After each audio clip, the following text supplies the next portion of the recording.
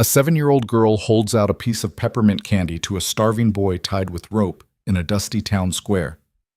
And her father realizes he's about to start a war with the most dangerous man in Montana territory. What begins as one small act of kindness explodes into a desperate fight to rescue dozens of children trapped in hidden mountain mines, where guards enforce obedience with violence and children as young as 6 haul her through collapsing tunnels. This is the story of how a single moment of compassion shattered an empire built on fear. Stay with me until the end, hit that like button, and drop a comment with your city so I can see how far this story travels. The heat in Silver Ridge didn't just press down on you. It crawled inside your clothes, settled into your lungs, made everything feel heavier than it should. Caleb Mercer wiped the sweat from his neck with a bandana that had given up being clean 3 hours ago, and squinted at the supply list his daughter had written in her careful, crooked handwriting. Flour, sugar, nails, rope. The usual things that kept a ranch from falling apart when you were too stubborn or too broke to hire help. "Papa, can we get licorice?" Sadie looked up at him with those eyes, her mother's eyes, and Caleb felt that familiar twist in his chest. 3 years since Margaret died, and some days it still hit him like a kick from a horse. "Maybe," he said, which they both knew meant yes. The market square was chaos. Wagons crowded every available space, horses tied to posts and hitching rails, chickens squawking in cages, men shouting prices for grain and tools and livestock. The smell was something awful, sweat and manure and rotting vegetables baking under a sun that didn't know mercy. Caleb kept one hand on Sadie's shoulder as they moved through the press of bodies. She was small for 7, easy to lose in a crowd like this. They just passed the blacksmith stall when Sadie stopped walking. "Papa?" "Keep moving, honey. We got a lot to—" "Papa, look." There was something in her voice that made him stop. Not fear exactly, but close enough. He followed her gaze across the square to where a crowd had gathered near the far side, people forming a loose half-circle around something he couldn't quite see. "What is it?" Sadie didn't answer. She was already moving toward it, slipping between adults with the easy grace of someone small enough not to matter. Caleb swore under his breath and followed, pushing past a woman with a basket of eggs and a man arguing about the price of tobacco. When he caught up to Sadie, she'd stopped at the edge of the crowd. Caleb saw what had drawn her attention and felt something cold settle in his stomach despite the heat. A boy stood on a wooden crate in the center of the circle. Maybe 9 years old, maybe younger. Hard to tell under all the dirt and the bruises. He was barefoot, dressed in rags that might have been a shirt and pants once, but now were just strips of cloth held together by stubbornness. Around his waist was a rope, tied like you'd tie a dog, and the other end was held by a man with a scar running from his left eye to his jaw. The scarred man was talking, voice loud enough to carry over the market noise. "Strong back on this one? Good for farm work, mine work, whatever you need. No family to come looking, no papers to worry about. Clean bill of sale, legal and proper." The boy didn't move, didn't speak. Just stood there with his eyes fixed on some point in the distance. Like if he looked at nothing long enough, he'd become nothing, and this would all stop. Caleb had seen a lot of ugly things in his 43 years. He'd fought in the war, buried his wife, watched drought kill half his cattle one summer. But there was something about this, the casual way people walked past, the way they'd glance over and then look away, like this was just another part of market day, that made him feel sick. "Papa, he's hungry." Sadie's voice was small. She was staring at the boy with an intensity that reminded Caleb of the way she'd stared at her mother's grave, trying to understand something too big for a child to hold. "I know, sweetheart. Can we— Sadie, we can't—" But he didn't finish because she was already moving. Later, Caleb would try to remember the exact moment he could have stopped her. Could have taken her hand and pulled her back and kept walking like everyone else was doing. But the truth was, he didn't try very hard. Maybe didn't try at all. Sadie walked right up to the crate. The crowd parted for her without thinking about it, the way adults always made room for children. She stopped in front of the boy and reached into the small cloth bag she carried, the one with her special things, the treasures she'd collected and guarded like a dragon hoards gold. She pulled out a piece of peppermint candy. It was striped red and white, slightly fuzzy from living in her pocket, and probably the last piece she had. Caleb had bought her a small bag of them 2 weeks ago as a treat, and she'd been rationing them out like they were made of diamonds. Here, Sadie said, holding it up to the boy. You can have it. The boy looked at the candy, then at Sadie. His eyes were hollow, the kind of hollow that came from giving up on things like kindness or hope, or anything that didn't involve just making it through the next hour. I said he ain't for charity. The scarred man jerked the rope, and the boy stumbled. You want him? You pay for him. Sadie ignored the man completely. She kept holding out the candy, arms stretched up as high as it would go. It's okay, she said softly. It's really good. It's peppermint. The boy's hand moved, slow, like he expected someone to hit him for it. His fingers were dirty, nails broken, knuckles scabbed. He took the candy from Sadie's palm and just held it, staring at it like he'd forgotten what candy was. The market noise seemed to fade. Caleb was aware of people watching now, the transaction they'd been ignoring suddenly impossible to ignore because a child had walked into the middle of it. Thank you, the boy whispered. His voice was rough, barely used. Sadie smiled. You're welcome. That's when Caleb really looked at him.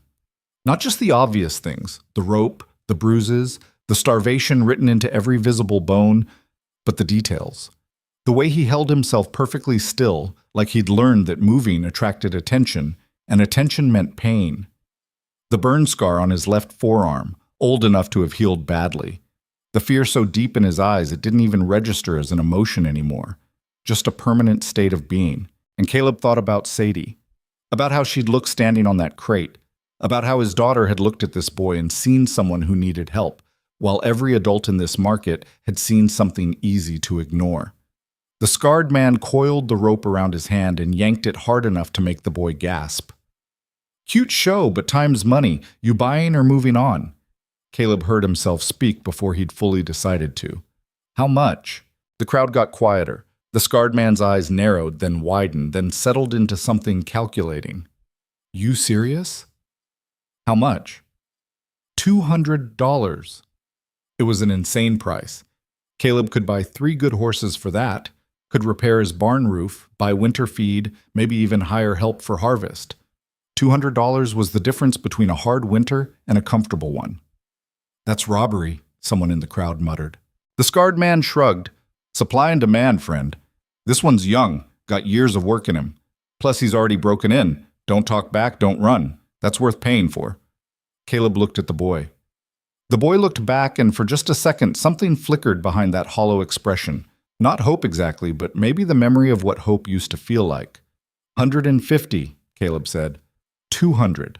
175, and you throw in that rope so I can use it for something decent. The scarred man grinned, showing teeth that had gone too long without seeing a dentist. You got yourself a deal, friend. They shook on it, and Caleb felt dirty just touching the man's hand. He counted out the money from the envelope he'd brought for supplies.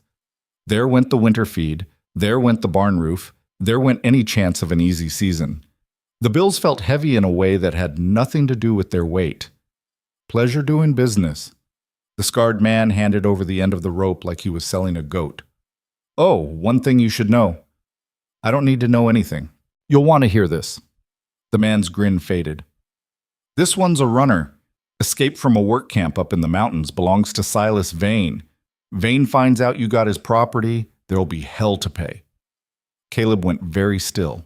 Everyone in Montana Territory knew the name Silas Vane. Mining baron, land speculator. The kind of rich that bought judges and politicians like other men bought cattle. The kind of rich that came with armed men and no patience for things like laws or fairness. If he's Vane's property, how are you selling him? Found him wandering half dead down a creek bed. Figure Vane wrote him off already. He's got plenty more where this came from. The scarred man counted the money again, satisfied.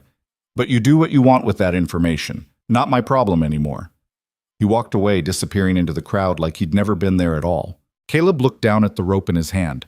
At the boy on the other end of it, still standing on that crate, still holding Sadie's peppermint candy like it was the only real thing in the world. What's your name? Caleb asked. The boy didn't answer, just stared. It's okay, Sadie said, moving closer. Our papa's nice. He won't hurt you. Noah. It came out as barely a whisper. My name's Noah. I'm Sadie. That's my papa, Caleb. She pointed at the candy. You can eat it if you want. It doesn't last as long if you just hold it. Noah looked at the candy again. Then, with movements so careful they hurt to watch, he unwrapped it and put it in his mouth. His eyes closed. A single tear ran down his cheek, cutting a clean line through the dirt. Caleb felt something break loose in his chest, something that had been locked down tight since Margaret died, since he'd decided the world was too hard and too mean to do anything but keep your head down and protect your own. He pulled out his pocket knife and cut the rope. The crowd around them drew in a collective breath. You didn't destroy property, not even property you'd just bought. The rope had value, but Caleb cut it anyway and let the pieces fall to the dusty ground. You're not tied up anymore, he said. Understand? Noah touched his waist where the rope had been, like he couldn't quite believe it was gone. Come on, Caleb said more gently. Let's get you home. The wagon ride back to the ranch was quiet. Noah sat in the back, pressed against the side panel like he was trying to take up as little space as possible. Sadie sat next to him, talking in that steady stream of 7-year-old consciousness, about the ranch, about their chickens, about how their barn cat had kittens last month, and one of them was orange with white feet. Noah didn't respond, but he listened. Caleb could tell by the way his head tilted slightly toward Sadie, the way his shoulders gradually came down from where they'd been hunched up around his ears. The ranch appeared as they crested the last hill. Nothing fancy, just a 2-story house that needed paint, a barn that leaned slightly to the left, corrals for the horses, and a pasture where cattle grazed in the fading light. Home. The place Caleb had built with Margaret, where they'd planned to raise Sadie and maybe a few more children if they were blessed. 1 child, not 3, and certainly not like this. He pulled the wagon up to the house and climbed down, his knees reminding him he wasn't 20 anymore. Sadie jumped down like she was made of springs and turned to help Noah, who moved like his body hurt everywhere. I'll draw a bath, Caleb said. Get some of that dirt off. Inside, the house was dim and cool, a relief after the brutal sun. Caleb lit the stove to heat water while Sadie showed Noah around with the enthusiasm of someone giving a tour of a palace instead of a modest ranch house. This is the kitchen. Papa makes really good bacon, but terrible biscuits. Don't let him tell you different.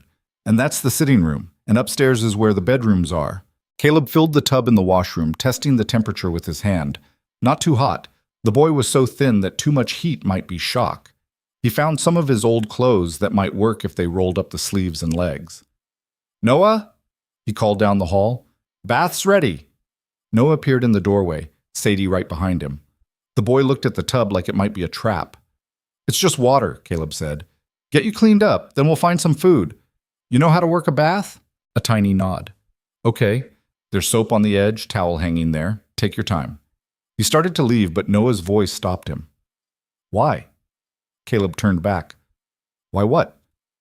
Why did you... Noah's hands twisted together. Why did you buy me? It was such a simple question, such an impossible question. Caleb looked at this child.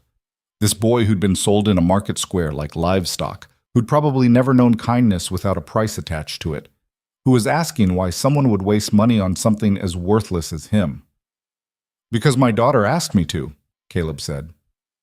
It wasn't the whole truth, but it was true enough. And because nobody should be on the end of a rope like that. Nobody. Noah's face did something complicated. Not quite understanding, not quite believing, but maybe starting to consider the possibility that the world contained something other than cruelty. Okay, he whispered. Caleb left him to it. Downstairs, he found Sadie in the kitchen, already pulling out bread and cheese. Is he staying? She asked, not looking up from her careful slicing. For now. Forever? I don't know, honey. He should stay forever. Sadie arranged the cheese on the bread with serious concentration. He doesn't have anywhere else. It's not that simple. Why not? Because I just spent money we don't have on a child I don't know how to help, Caleb thought. Because the man who owned him is dangerous and rich and doesn't let go of his property easily. Because I have no idea what I'm doing and I'm barely keeping this place running as it is. It just isn't, he said instead. They ate dinner at the kitchen table. Bread, cheese, some leftover stew from yesterday. Noah came down wearing Caleb's old shirt like a dress, the sleeves rolled up 6 times. He was clean now, and somehow that made everything worse. Without the dirt, you could see every rib, every bruise, every mark that spoke of systematic cruelty. The boy ate like someone who'd learned not to expect a second meal. Quick, efficient, no enjoyment, just fuel. Slow down, Caleb said gently. There's plenty. Noah's hands froze, spoon halfway to his mouth. You're not in trouble, Caleb added quickly. Just, you'll make yourself sick eating that fast. The food isn't going anywhere. Noah set the spoon down. Sadie pushed her bread toward him. You can have mine too. I already had a big lunch. She hadn't, but Caleb didn't correct her. They finished eating in silence. Caleb showed Noah to the small room off the kitchen. Used to be a pantry before Margaret converted it to storage. It had a cot, a small window, enough space to breathe. This okay? Caleb asked. Noah stared at the room like he'd never seen anything so fine. It's mine? If you want it. Just mine? Nobody else? And Caleb understood then, the way you understand something awful when all the pieces suddenly click together. Crowded barracks, bodies packed together, no privacy, no safety, no space that belonged to you alone. Just yours, he said, his throat tight. Door locks from the inside, see? Nobody comes in unless you say so. Noah touched the lock with one finger, testing it. Thank you, he whispered. Caleb left him there and went to tuck Sadie into bed. She was already in her nightgown, hair braided the way Margaret used to do it. Caleb's attempts never came out quite right, but he tried. Papa? Yes, sweetheart? You did a good thing today. He sat on the edge of her bed. Did I? Mama would have done the same thing. Sadie said it with absolute certainty. She always said we help people who need helping. Caleb felt that familiar ache, the one that never quite went away. She did say that. So you did the right thing. I hope so. He kissed her forehead and blew out the lamp. Downstairs he checked the doors, old habit from living alone with a young daughter, and found himself standing in the doorway of Noah's room. The boy was asleep already, curled on his side with his back to the wall. Even unconscious, he looked tense, ready to run. The peppermint candy wrapper was on the small table next to the cot, folded carefully, like it was something worth keeping. Caleb closed the door quietly and went to his own room. He sat on the bed he used to share with Margaret and put his head in his hands. What the hell had he just done? Bought a child, brought him home, cut him loose from a rope without thinking about consequences. And for what? Because Sadie had offered the boy a piece of candy? Because seeing that hollow look in a child's eyes made him angry? Because sometimes you couldn't walk away even when walking away was the smart thing to do? He thought about what the scarred man had said. Silas Vane, work camp in the mountains, hell to pay. Caleb had just made an enemy of one of the most powerful men in the territory over a starving boy and a 7-year-old's kindness. He should be terrified, should be planning how to return the boy, minimize the damage, protect his daughter and his home. Instead, he felt something else, something that might have been anger or might have been something fiercer than that, something that said, let him come. Because if Silas Vane thought he could sell children in market squares and work them to death in mountain mines and face no consequences, then maybe it was time someone showed him different. Even if that someone was just a widowed rancher who'd spent his last dollars on a boy with hollow eyes and a rope around his waist. Caleb lay back on the bed and stared at the ceiling. Tomorrow he'd worry about money and winter feed and what came next. Tomorrow he'd start figuring out how to protect what he'd just brought into his home. Tonight, he'd just remember that sometimes the right thing and the smart thing weren't the same thing. And sometimes you did it anyway. 3 days passed in strange, careful quiet. Noah didn't talk much, moved through the house like a ghost, always watching, always waiting for something bad to happen. He ate what he was given, but never asked for more. Slept with his door locked and woke at the smallest sound. Sadie appointed herself his guide and protector, showing him the ranch with endless patience. The chickens, the barn cats, the horses in the pasture. Noah listened but didn't engage, didn't reach out to touch anything, didn't seem to believe any of it was real. Caleb worked the ranch and watched. He noticed things. The way Noah flinched at raised voices. The way he positioned himself near exits. The way his eyes tracked movement like he was calculating escape routes. On the 4th day, Caleb found Noah in the barn, standing in front of the horse stalls. You like horses? Caleb asked, keeping his voice low and even. Noah didn't turn around. We had horses at the camp. Yeah? They beat them when they didn't work fast enough. Noah's voice was flat, factual. Sometimes they died. Then they'd drag them out and get new ones. Caleb felt his hands curl into fists. These horses are different. We don't beat our animals here. Why not? Because they work better when you treat them right. And because... Caleb moved to stand next to him, looking at the horses. Because hurting something weaker than you just makes you a coward. Noah thought about that. The men at the camp said it made them strong. The men at the camp were wrong. They stood in silence for a while, watching the horses shift and breathe in their stalls. There are other kids there, Noah said suddenly.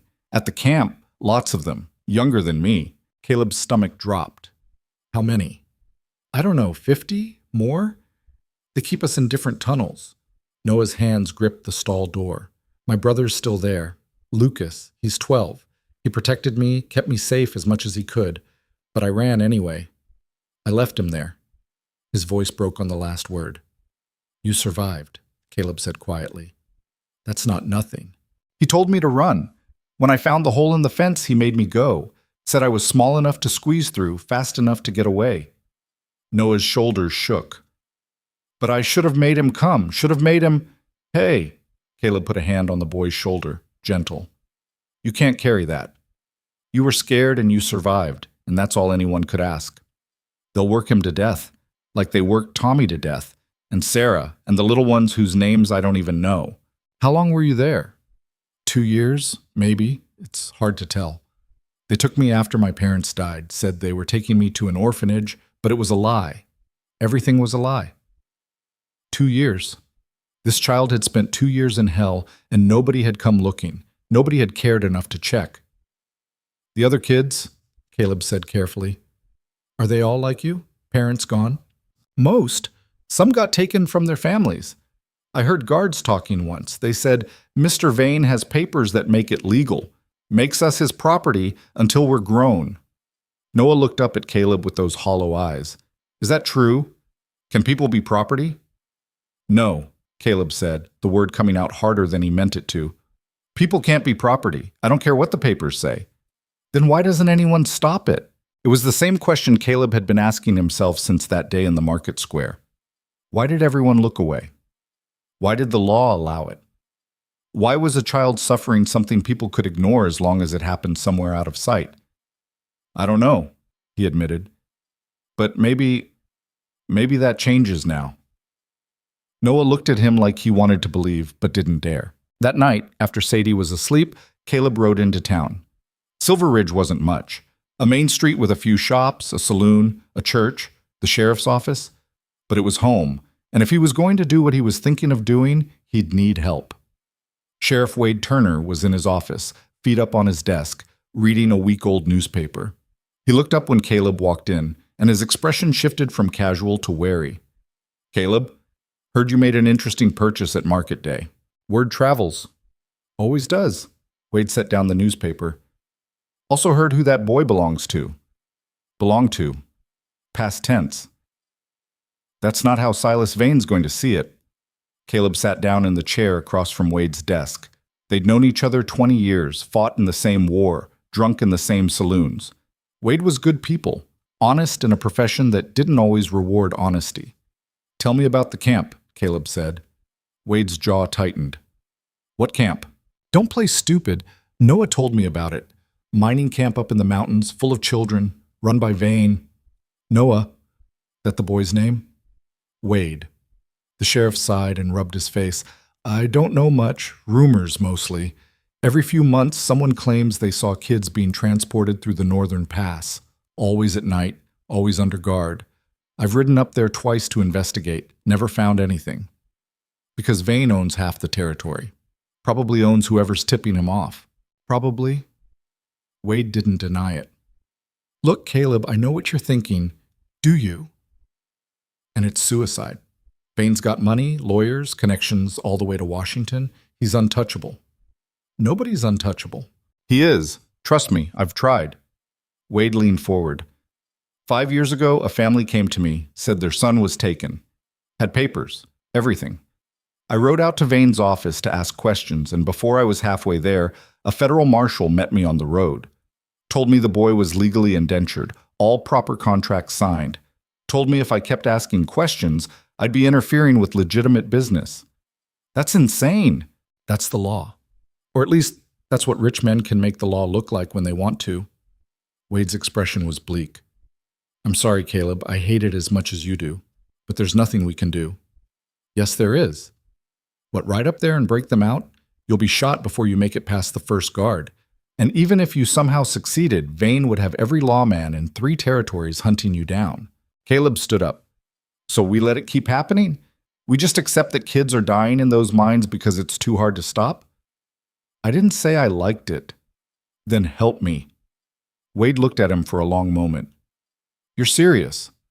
Noah's got a brother up there, Lucas, 12 years old, and Noah says there are 50 more like him, maybe more. Children, Wade, working underground, getting beaten, dying. Caleb's hands were shaking. I can't just pretend I don't know that. Even if I wanted to help, and I'm not saying I do, what exactly is your plan? Storm the camp? Go to the newspapers? What?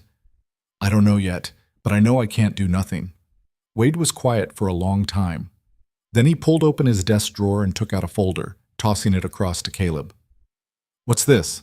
Every complaint, every report, every whisper I've collected about Vane's operations over the past 5 years. It's not much, and none of it would hold up in court.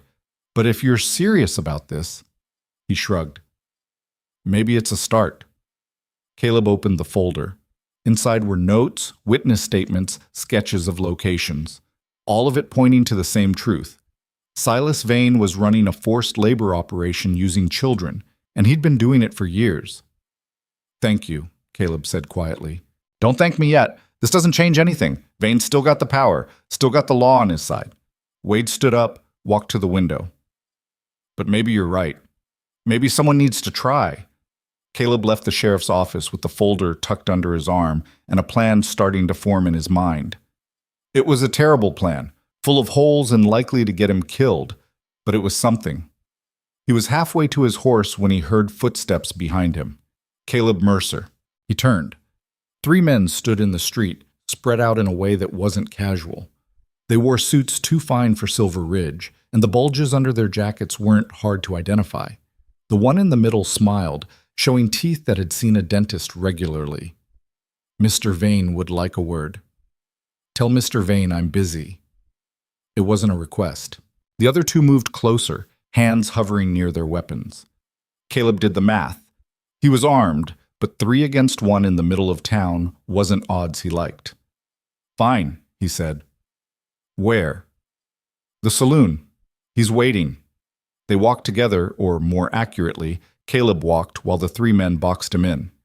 The saloon was quiet for a Friday night, probably because Vane had bought it out for privacy. Silas Vane sat at a corner table looking exactly like what he was. A man who'd made his fortune stepping on people and never looked back. He was maybe 60, with silver hair and a face that probably looked distinguished to people who didn't know better. To Caleb, he just looked cruel. Mr. Mercer, please, sit. Caleb sat, kept his hand near his gun, just in case. I understand you recently acquired some property that belongs to me, Vane said, his voice smooth as oil. I bought a boy at market, legal and proper, with witnesses. From a man who had no right to sell him. Vane sipped his whiskey. The boy is mine. I have the papers to prove it. Show me, Vane smiled. I don't need to show you anything, but I'm a reasonable man. I'll pay you double what you spent and we'll forget this unpleasantness. He's not for sale. Triple then. Not for sale means not for sale. The smile faded. Mr. Mercer, I'm trying to be civilized about this. The boy is legally my property until his debt is paid. A debt incurred when I graciously took him in after his parents' unfortunate deaths. The law is very clear. The law that says you can work children to death in mines? I run a legitimate business. Those children are being educated in valuable trades, given food and shelter in exchange for honest work.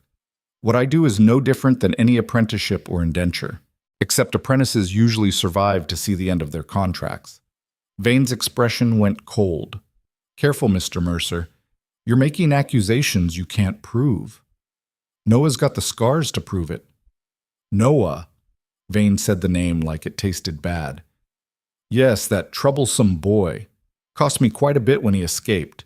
Had to reinforce the fencing, add extra guards. I'll be recouping those expenses from his labor when he's returned. He's not going back. Then I'll have the sheriff collect him.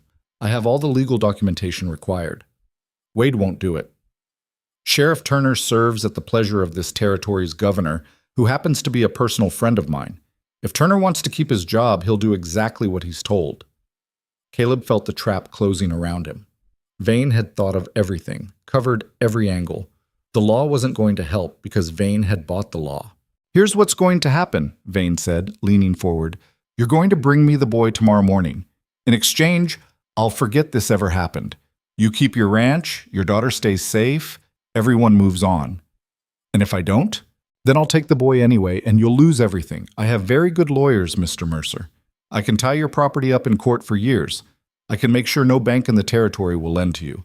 I can make your life very, very difficult. He stood up, buttoning his jacket. You seem like a decent man. I'd hate to destroy you over one stubborn decision. Think about your daughter. He walked out, leaving Caleb sitting there with his heart pounding and rage burning in his chest. The threat was clear. Bring Noah back or lose everything. Caleb rode home slowly, trying to figure out what the hell he was going to do. Vane wasn't bluffing. Men like that never bluffed. He had the power to make good on every threat. But Caleb kept thinking about Noah's face when he'd asked why people could be property. About Lucas, still trapped in those mines. About 50 other children who'd never asked to be orphaned or stolen or worked to death. The ranch was dark when he got back. He put his horse away and walked to the house, his boots heavy on the porch steps. Inside, a lamp was lit in the kitchen. Sadie sat at the table in her nightgown, Noah next to her. They were playing cards, or rather, Sadie was trying to teach Noah how to play while he stared at his hand like the concept of games was foreign. Papa, Sadie looked up. You're late. We were worried. Just had some business in town.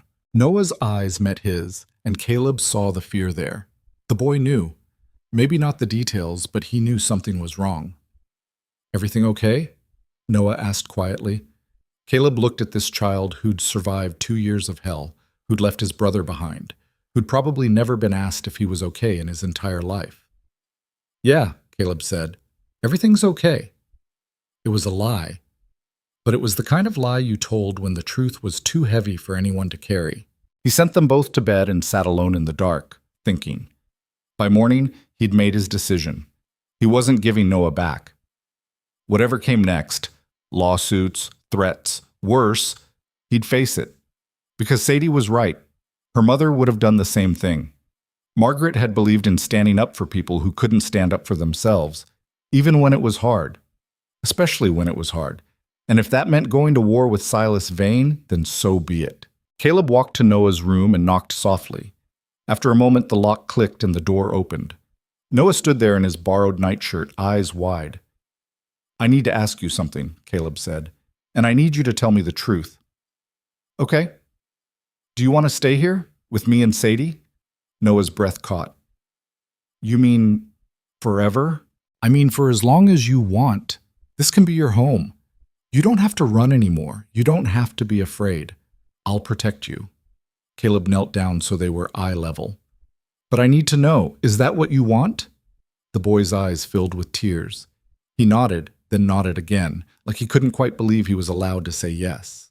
Then you're staying, Caleb said. And nobody, not Vane, not the law, not anyone, is taking you away. You understand? But he'll come for me. He always comes. Let him come. Noah stared at him. You'll fight him? If I have to. He's powerful. He's rich. He has men with guns. I know. You could lose everything. I know that too. Caleb put his hand on the boy's shoulder. But some things are worth losing everything for, and you're one of them. Noah broke down then, crying the way children cry when they've been holding it in too long. Caleb pulled him close and let him sob, feeling the boy's thin frame shake against him. What about Lucas? Noah asked between gasps. What about the others? We'll figure it out, Caleb promised. I don't know how yet, but we will. All of them. It was a promise he had no idea how to keep, but he meant it with everything he had. When Noah finally fell asleep, really asleep, not that tense half-consciousness he usually managed, Caleb went back downstairs and started making a list. People he could trust. Resources he could gather. evidence he could collect. It wasn't much, but it was a start. Outside, the sun was coming up over the Montana mountains, painting the sky in shades of gold and red. It was going to be a beautiful day. And somewhere in those mountains, in tunnels dug by small hands, 50 children were waking up to another day of darkness and fear. Not for much longer, Caleb promised himself. Not if he had anything to say about it. The war had started with a piece of peppermint candy and a rope cut in a market square. Now it was time to finish it. The nightmares started on the 5th night. Caleb woke to screaming, raw animal sounds that didn't belong to a child. He was down the stairs before he was fully conscious, grabbing the rifle he kept by the door out of pure instinct. The screaming came from Noah's room, and when Caleb threw open the door, he found the boy backed into the corner, eyes open but not seeing, clawing at his own arms like he was trying to dig something out from under his skin. Noah, wake up. The boy didn't hear him. He was somewhere else entirely, somewhere dark and underground, where the walls pressed in and the air tasted like metal and fear. Don't make me go back in, please. I can't breathe in there, please. Caleb set the rifle down and approached slowly, hands visible. Noah, you're safe. You're at the ranch. Nobody's making you go anywhere. The tunnel collapsed. Tommy's trapped. I can hear him screaming, but I can't reach him. There's too much rock. Too much. You're not in the tunnel. Look at me. Noah, look at me. The boy's eyes finally focused. He saw Caleb, saw the room, saw reality bleeding back in. His whole body was shaking. I'm sorry, Noah gasped. I'm sorry, I didn't mean to wake you. Hey, no, don't apologize. Caleb sat down on the floor, giving the boy space. You had a nightmare. That's not your fault. I kept seeing them. All the kids still down there, and Lucas, and... His voice broke. Tommy died 3 months ago. Cave-in trapped him for 2 days before they dug him out. But by then, he wrapped his arms around himself. We could hear him the whole time, crying for his mother. Caleb felt something sharp lodge in his throat. How old was Tommy? 6, maybe 7. He was so small they made him crawl into spaces the older kids couldn't fit. Noah's eyes were distant again. When they finally pulled him out, his fingers were bloody from trying to dig himself free. Mr. Vane came down that day, looked at the body, and told the foreman to be more careful with the valuable equipment. Tommy wasn't equipment. That's what Mr. Vane called us. Equipment, assets, inventory. Noah looked up at Caleb. He kept books, wrote down everything. How much ore each kid pulled, how many days we worked, how much we cost to feed. When someone died, he'd just cross out the name and write equipment loss next to it. Caleb stood up, walked to the window so Noah wouldn't see the rage on his face. Outside, the moon hung low over the pasture, turning everything silver, peaceful. While somewhere in the mountains, children were dying and being written off as inventory losses. These books, Caleb said carefully. Where did he keep them? In his office. Big building at the center of the camp. He'd come check them every few weeks, make sure the numbers added up right. Did you ever see inside? Once. When I first got there, they brought me to sign papers. I couldn't read them, but they made me make my mark anyway. Noah's hands twisted in his nightshirt. There were filing cabinets all along one wall, stacks of papers everywhere, and this big ledger on his desk, open, with columns of names and numbers. Caleb filed that information away. Evidence. If they could get those records, prove what Vane was doing. Try to get some sleep, he said. You're safe here, I promise. But Noah didn't sleep. Neither did Caleb. They sat together in the dim room, not talking much, just existing in the shared knowledge that some things were too big to face alone. When morning came gray and cold, Caleb found Sadie already up, making breakfast with the serious concentration she brought to everything. She'd learned to cook after Margaret died, insisted on it, said someone had to take care of Papa. She was 7 years old and scrambling eggs like a little adult. Noah had a nightmare, she said without looking up. You heard? I always hear. She flipped the eggs with more force than necessary. He has them every night. He just doesn't always scream. Caleb poured coffee, wondering when his daughter had become so observant. Did your mama ever tell you about when I came back from the war? You had nightmares too. For 2 years. Couldn't sleep in the bedroom. Too closed in. I'd wake up thinking I was back in the trenches. He sat down at the table. Mama never made me feel bad about it. Just sat with me until the worst passed. Sadie nodded, understanding without needing more explanation. She put eggs on 3 plates, set them on the table, then went to knock on Noah's door. "Breakfast," she called. "Papa made extra bacon." It was a lie. Caleb hadn't made any bacon. But 30 seconds later, sizzling sounds came from the stove where Sadie had started frying strips. The girl thought of everything. Noah emerged looking like he hadn't slept at all, which he probably hadn't. He sat at the table and ate mechanically, not tasting anything. "I need to go into town today," Caleb said. "Talk to some people. Think you two can handle things here?" "We'll be fine," Sadie said. "Right, Noah?" Noah nodded, but Caleb saw the fear flash across his face. Being left alone. Being vulnerable. Old instincts that wouldn't die easy. "I won't be gone long. Few hours at most. And I'm locking the doors. Nobody gets in unless you let them in. Understood?" "Yes, sir." Caleb took the rifle down from above the door and showed Noah where it was. "You know how to shoot?" The boy shook his head. "Well, you don't point it at anything you don't mean to kill, and you don't touch it unless someone's trying to hurt you or Sadie. But it's here if you need it." He hated doing this, leaving them armed and afraid. But Vane's threat from 2 nights ago still hung in the air like smoke. "Tomorrow morning," he'd said, "bring the boy." Caleb had let that deadline pass, which meant things were about to get complicated. The ride into Silver Ridge took an hour. Caleb spent it thinking about ledgers and filing cabinets, and what kind of evidence would actually hold up against a man with Vane's resources. He'd read through Wade's folder 3 times now, and while it was damning, it was also mostly hearsay. Witness statements from people too scared to testify. Rumors and suspicions. Nothing concrete. He needed those books. Needed proof written in Vane's own hand that children were dying in his mines. Wade was in his office again, looking like he'd aged 5 years in the past week. He glanced up when Caleb walked in and immediately reached for the whiskey bottle in his desk drawer. "It's 9 in the morning, Caleb said. "You know what day it is?" "Saturday?" "It's the day Silas Vane filed a formal complaint with the territorial judge accusing you of theft, kidnapping, and interference with legal business operations." Wade poured 2 glasses and pushed one across the desk. "I got served the papers an hour ago. You're officially being sued." Caleb sat down hard. "That was fast. Vane doesn't waste time. He's demanding the immediate return of his property. That's Noah. Plus damages. $5,000. "I don't have $5,000. He knows that. He wants your ranch." Wade took a long drink. "Judge Morrison set a hearing for 2 weeks from now.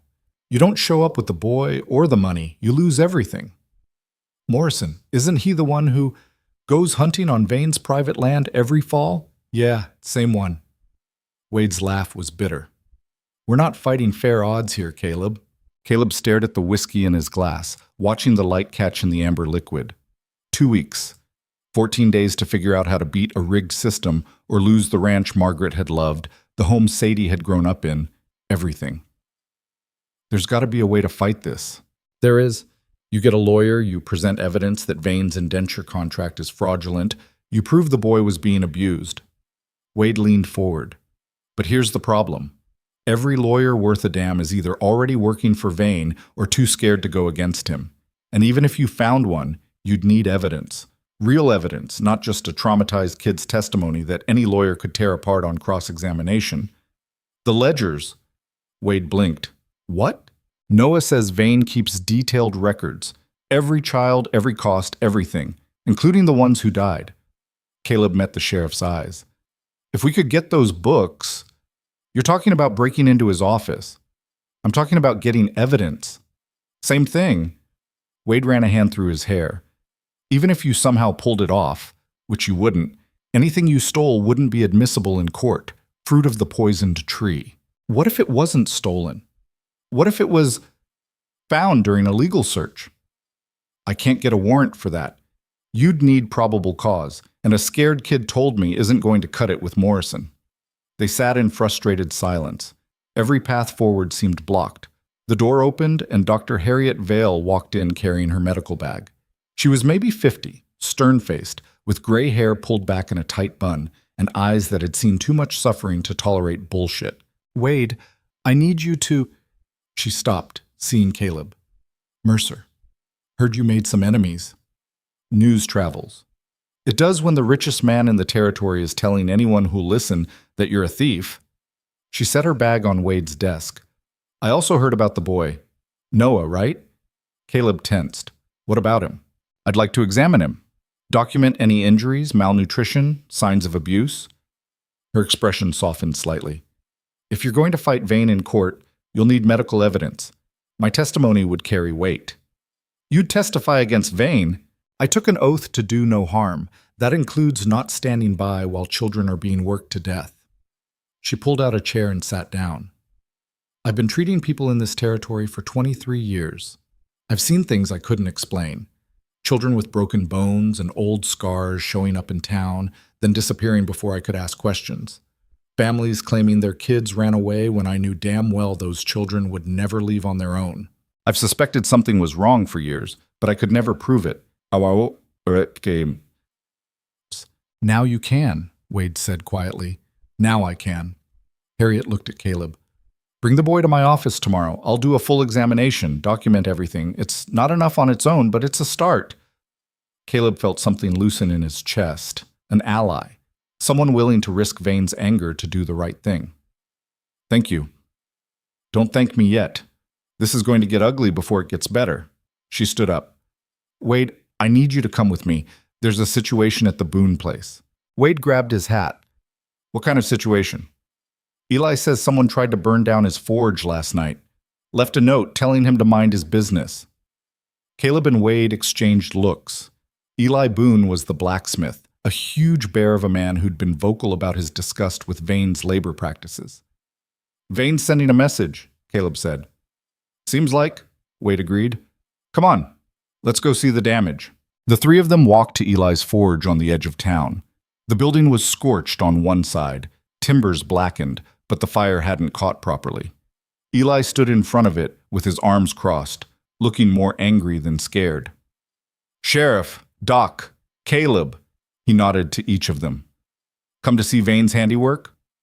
You sure it was him? Wade asked. Eli handed over a piece of paper. The note was short. Mind your business, or next time we burn more than wood. Someone doesn't like that I've been asking questions about the mining camps, Eli said. Wonder who that could be. You need to be careful, Harriet said. If they came after your forge, they could come after you. Let them try. Eli's jaw set. I didn't fight in the war just to come home and let bastards like Vane run roughshod over decent people. If he wants trouble, he found it. Caleb liked Eli. Always had. The man was honest, straightforward, didn't play games, and right now, Caleb needed people like that. Eli, can I ask you something? Shoot. If I was planning something risky, something that might help a lot of people but could also get me killed, would you be interested in helping? Eli studied him for a long moment. This about those kids up in the mountains? Yeah. Then hell yes, I'm interested. What do you need? By the time Caleb rode home that afternoon, he had the beginnings of a plan. It was rough, probably doomed to fail, but it was something. Harriet would document Noah's injuries. Eli would start asking around, finding other people who'd lost children to Vane's operation. And Wade, despite his official position, would look the other way if certain evidence happened to make its way into official custody. The ranch was quiet when he arrived. Too quiet. Caleb's hand went to his gun as he approached the house. Sadie? Noah? No answer. He moved through the house quickly, checking rooms. Empty. The rifle was gone from above the door. Then he heard voices from the barn. Caleb crossed the yard in seconds, pushed open the barn door, and found both children sitting in the hayloft with the rifle propped against a beam. They were talking in low voices, and Noah was drawing something in the dirt with a stick. Papa, Sadie waved.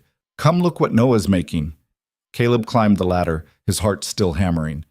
You two scared me half to death. Sorry, Noah said, not looking up from his drawing. We heard a horse and thought it might be someone bad. So we came out here. Better sight lines. The kid was thinking tactically, planning escape routes and defensive positions. He was 9 years old and already thinking like a soldier. It was just the neighbor checking his fence line, Sadie explained. But Noah said we should stay hidden until we were sure. Caleb looked at the drawing Noah was making. It took him a moment to understand what he was seeing, a map. Rough but detailed, showing buildings, tunnels, guard positions. That's the camp, Noah said quietly. Black Creek Valley, that's what they call it. He pointed with the stick. Main office here, barracks for the guards. Children's barracks split into 3 sections. They separate us by age. Younger kids in the north section, older ones south. Mine entrances here, here, and here. How many guards? Maybe 15 during the day, 10 at night. They rotate shifts. Noah added more details. Fence all around the perimeter, 10 feet high, 1 main gate. But there's a weak spot here. He tapped a section of fence. That's where I got out. Boards are rotted underneath. You can squeeze through if you're small enough. Caleb studied the map, committing it to memory. What about the office, where Vane keeps his records? Second floor, big desk by the window. That's where the ledger is. Filing cabinets along the east wall. Noah's hand tightened on the stick. There's always someone there during the day. At night, I don't know. Maybe empty. Maybe not. Guards patrol at night? Every hour. They walk the fence line, check the barracks, make sure nobody's trying to escape. Noah looked up at Caleb. You're thinking about going there, aren't you? I'm thinking about options. It's too dangerous. They'll kill you. Maybe. But if we don't get evidence, Vane wins in court. And if Vane wins, he takes you back. Caleb met the boy's eyes. I'm not letting that happen. Noah was quiet for a long time. Then he started drawing again, adding more details to the map, patrol routes, sight lines, places where shadows would hide movement. If you're going, he said, you'll need to know about the dogs. Dogs? 3 of them, mean ones. They patrol the south fence at night. Noah's voice was flat, remembering. Kid named Daniel tried to run last year, made it over the fence, thought he was free. Dogs caught him before he made it 50 yards. We heard him screaming all the way back to the barracks. Sadie's hand found Noah's and held it tight. Did Daniel make it? Caleb asked, though he already knew the answer. No. Mr. Vane made us watch while they beat him, said it was a lesson about the cost of disobedience. Noah's eyes were somewhere far away. He died 2 days later. Internal bleeding. Caleb felt sick. Not just at the cruelty, but at the calculation behind it. Vane didn't just run a labor operation. He ran a system designed to break spirits, crush hope, make children too terrified to even dream of freedom. That night, after both kids were in bed, Caleb sat at the kitchen table with Noah's map spread out in front of him. The details were incredible for something drawn from memory. Every building, every guard post, every tunnel entrance. The boy had been paying attention, storing information, maybe planning his own escape, or maybe just trying to make sense of his prison. A knock at the door made Caleb grab his rifle. It was past 10, too late for social calls. Who is it? Wade. Let me in. Caleb opened the door. The sheriff looked grim.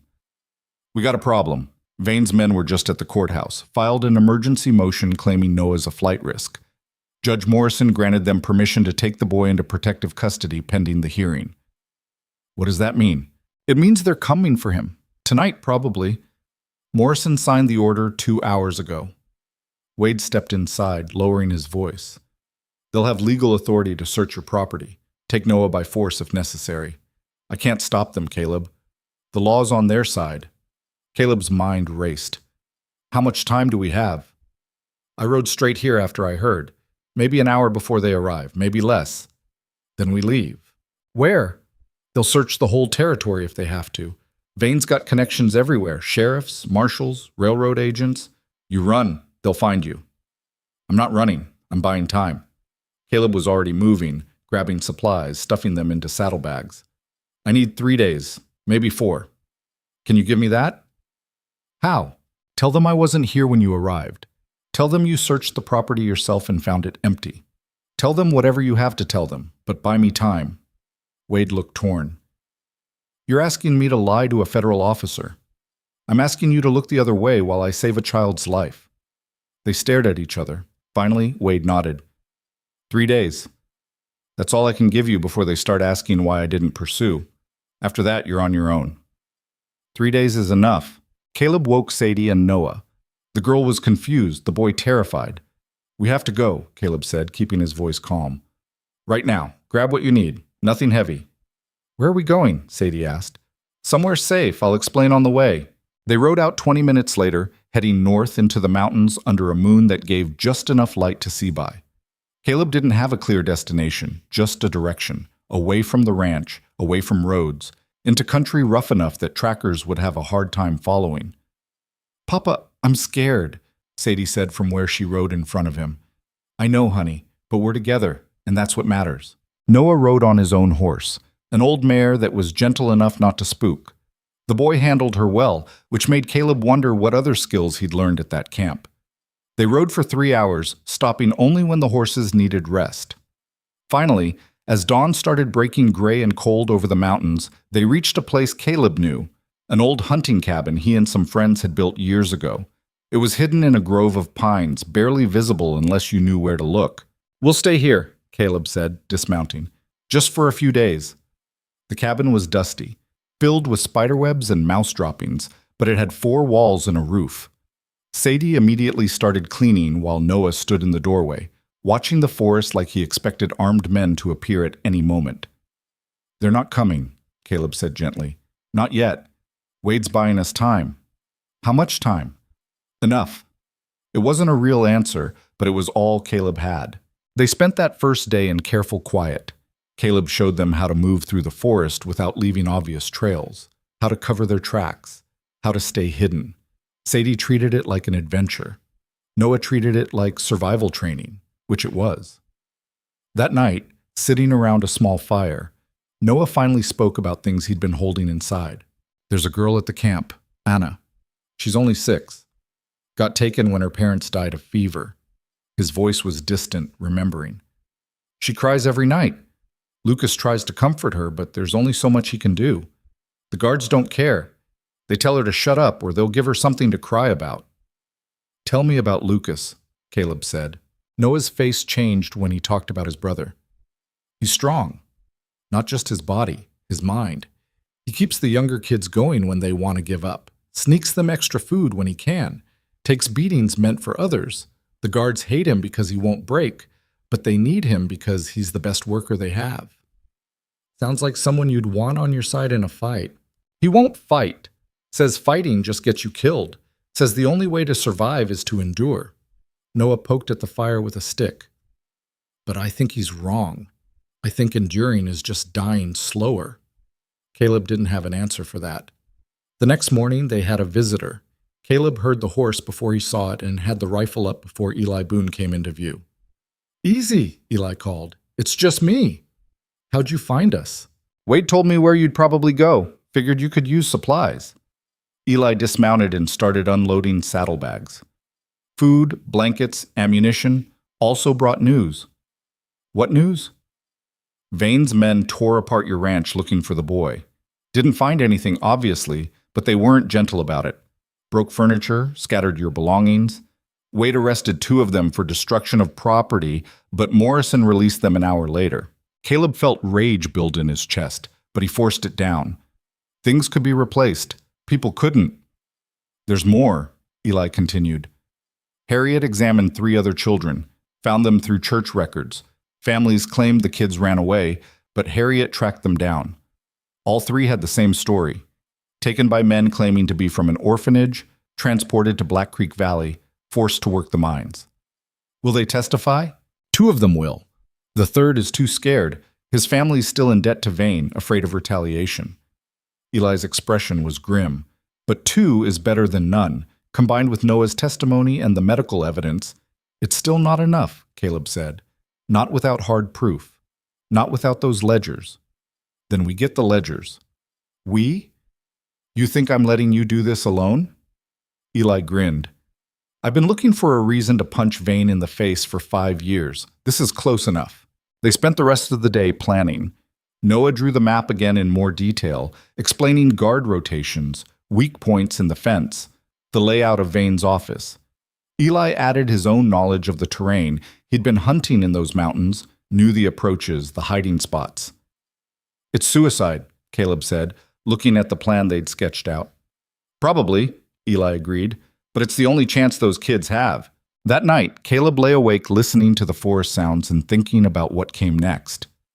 Breaking into the camp, stealing evidence, getting out alive, each step depended on luck and timing and 100 things going right.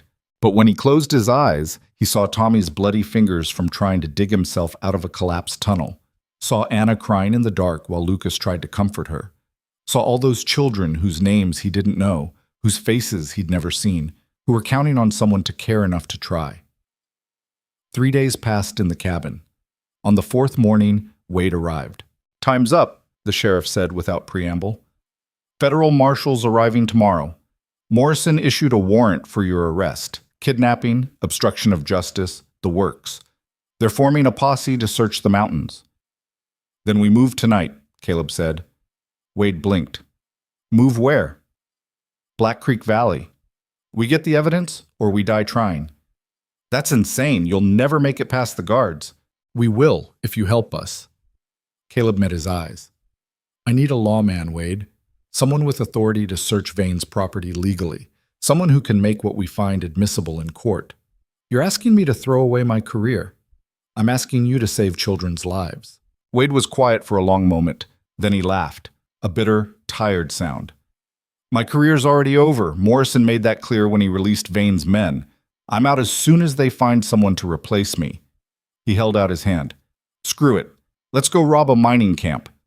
They shook on it, and Caleb felt something shift. This wasn't just him anymore.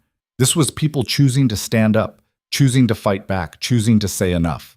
That night, 6 men gathered in the clearing near the cabin. Caleb, Eli, Wade, and 3 others, ranchers and merchants who'd lost children or knew someone who had, men who'd been waiting for someone to take the first step. Noah spread his map on the ground and explained the plan one more time. The weak spot in the fence, the patrol routes, the office on the second floor where Vane kept his ledgers. "What about the children?" one of the men asked. "We just leave them there?" "We get evidence first," Caleb said.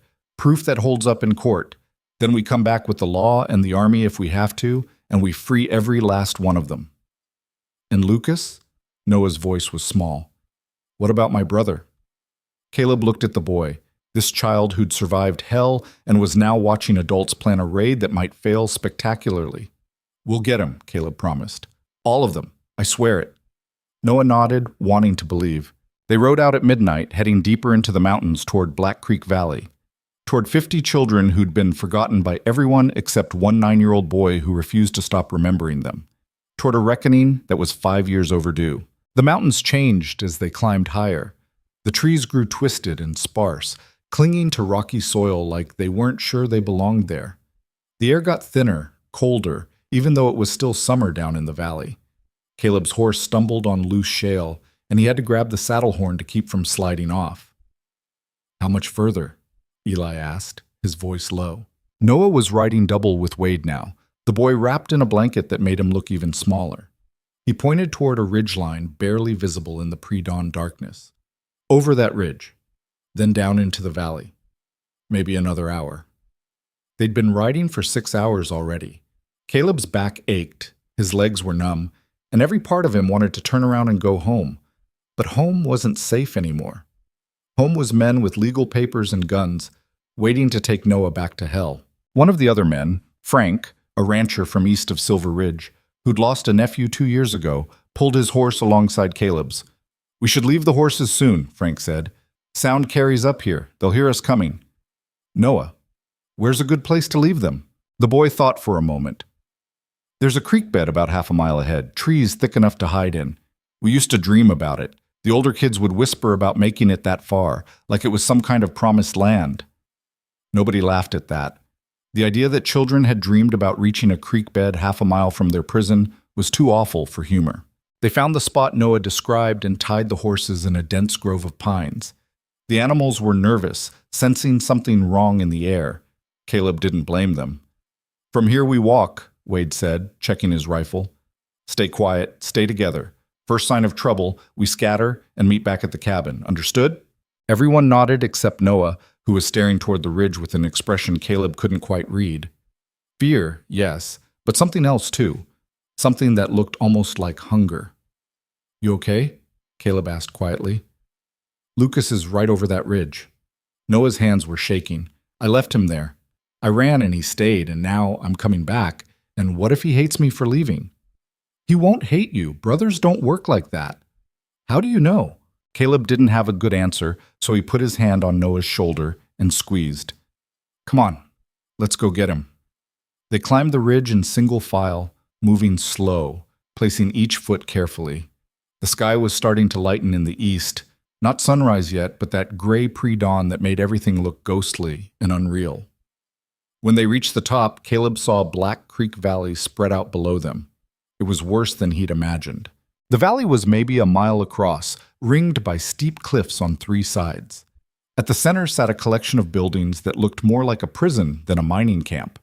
The fence Noah had described ran around the whole perimeter, 10 feet of rough timber topped with barbed wire.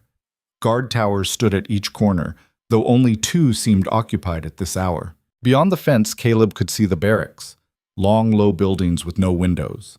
The main office sat apart from everything else, a 2-story structure that probably looked impressive to people who didn't know what went on inside. And everywhere, scattered across the valley floor, were the mine entrances. Dark holes in the earth, some with tracks leading out of them, some just gaping wounds in the rock. Sweet Jesus, Eli breathed. Don't see any children, Frank said. They're locked in this barracks until dawn, Noah whispered. Guards do roll call at sunrise. Then they assign everyone to their tunnels. The younger kids work the upper shafts. Easier ore, not as deep. Older ones go down to the bottom levels where the good veins are. How deep? I don't know. Lucas said some tunnels go down 300 feet, maybe more. Noah's voice was barely audible. You can't breathe right down there. The air is bad. Sometimes the candles go out and you're just in the dark with the rocks pressing in, and you can hear the timbers creaking like they're about to give way. Caleb felt his chest tighten just hearing about it. He'd never liked enclosed spaces, and the thought of children working in those conditions made him want to burn the whole valley to the ground. There, Wade pointed. 2 guards by the main gate, another one walking the fence line. I don't see the dogs Noah mentioned. They keep them kenneled until night, Noah said. During the day, they're too aggressive. Bit a guard once, and Mr. Vane had them put down. These are new ones, meaner, if that's possible. They watched for another 10 minutes, studying the camp's rhythm. Guard changes, patrol routes, everything Noah had described from memory. The boy had been accurate down to the smallest detail. The office, Caleb said. How do we get in? There's a back entrance, servant's door, basically. They bring Mr. Vane his meals there when he's working. Noah pointed to the rear of the building. It's usually unlocked during the day, but we're not going in during the day. No, we're not. Wade pulled out his pocket watch. Sun's up in 20 minutes. Guards will be busy with roll call. That's our window. Window for what exactly? Frank asked. We sneak down there, grab the ledger, sneak back out. What about the kids? We get evidence first, Caleb said, though it felt like swallowing glass. Then we come back with enough men and legal authority to shut this whole operation down. And if Vane catches us, he won't. It was a lie, but they all pretended to believe it. They worked their way down the ridge, using rocks and sparse vegetation for cover. Noah moved like he'd done this before, silent, careful, always checking behind them. The other men crashed through brush like cattle, and Caleb had to keep waving them to be quieter. By the time they reached the valley floor, the sun was starting to break over the eastern mountains. A bell rang somewhere in the camp, harsh and metallic. Roll call, Noah whispered. They'll be bringing the kids out now. From their hiding spot behind a boulder, Caleb watched the barracks doors open. What came out made his stomach turn. Children. Dozens of them, maybe more, ranging from tiny things who couldn't have been older than 5 or 6 to teenagers nearly grown. They shuffled out in ragged lines, most barefoot, all dressed in clothes that were more holes than fabric. Guards flanked them on both sides, rifles ready, shouting orders. Line up, move faster, you in the back, stop dragging. One child stumbled and fell. A guard kicked him until he got up. Caleb's hand went to his rifle, and Eli grabbed his wrist. Not yet, Eli hissed. We go in shooting. Everyone dies, kids included. He was right, but it took everything Caleb had not to stand up and start firing anyway. The children assembled in the yard while a man Caleb didn't recognize, probably the foreman, called out names and assignments. The process took maybe 10 minutes. Then the guards started herding groups toward different mine entrances, and gradually the yard emptied. Now, Wade said, while they're focused on the mines. They moved fast, staying low, using the buildings for cover. The camp was bigger than it looked from the ridge, and more complicated. Storage sheds, tool houses, what looked like a punishment cell standing alone near the fence. Noah saw Caleb looking at it and shook his head. "Don't ask," the boy said. "You don't want to know." They reached the back of the main office without being spotted. The servant's door was right where Noah said it would be, and when Wade tried the handle, it opened. Too easy, Caleb thought, but they were committed now. Inside, the building was nicer than anything had a right to be in a place like this. Polished wood floors, wallpaper, furniture that probably cost more than most people made in a year. It smelled like cigars and old paper. "Upstairs," Noah whispered, pointing to a staircase. "His office is the big room on the right." Wade went first, rifle ready. Caleb followed with Noah right behind him. The stairs creaked despite their careful steps, each sound impossibly loud in the quiet building. The office door was closed but not locked. Wade pushed it open slowly, and they slipped inside. It was exactly as Noah had described.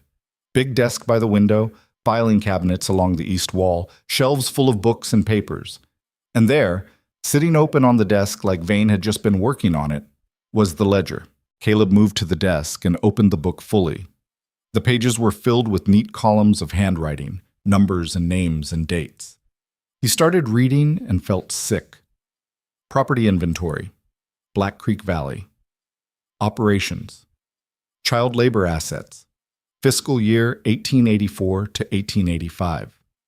Each child had an entry: name, age, date acquired, source, cost of acquisition, daily output, medical expenses, equipment losses. Equipment losses. That's what it said next to the names of children who'd died. Thomas Bridger, age 7. Equipment loss. Cave-in, September 12th, 1884. Sarah Mills, age 9. Equipment loss, illness, October 3rd, 1884. Daniel Rourke, age 11. Equipment loss, attempted escape/dog attack, January 15th, 1885. The list went on. 23 names marked as equipment losses in the past year alone. "Look at this," Eli said from the filing cabinets. He'd pulled out folders full of documents, contracts, guardianship papers, bills of sale.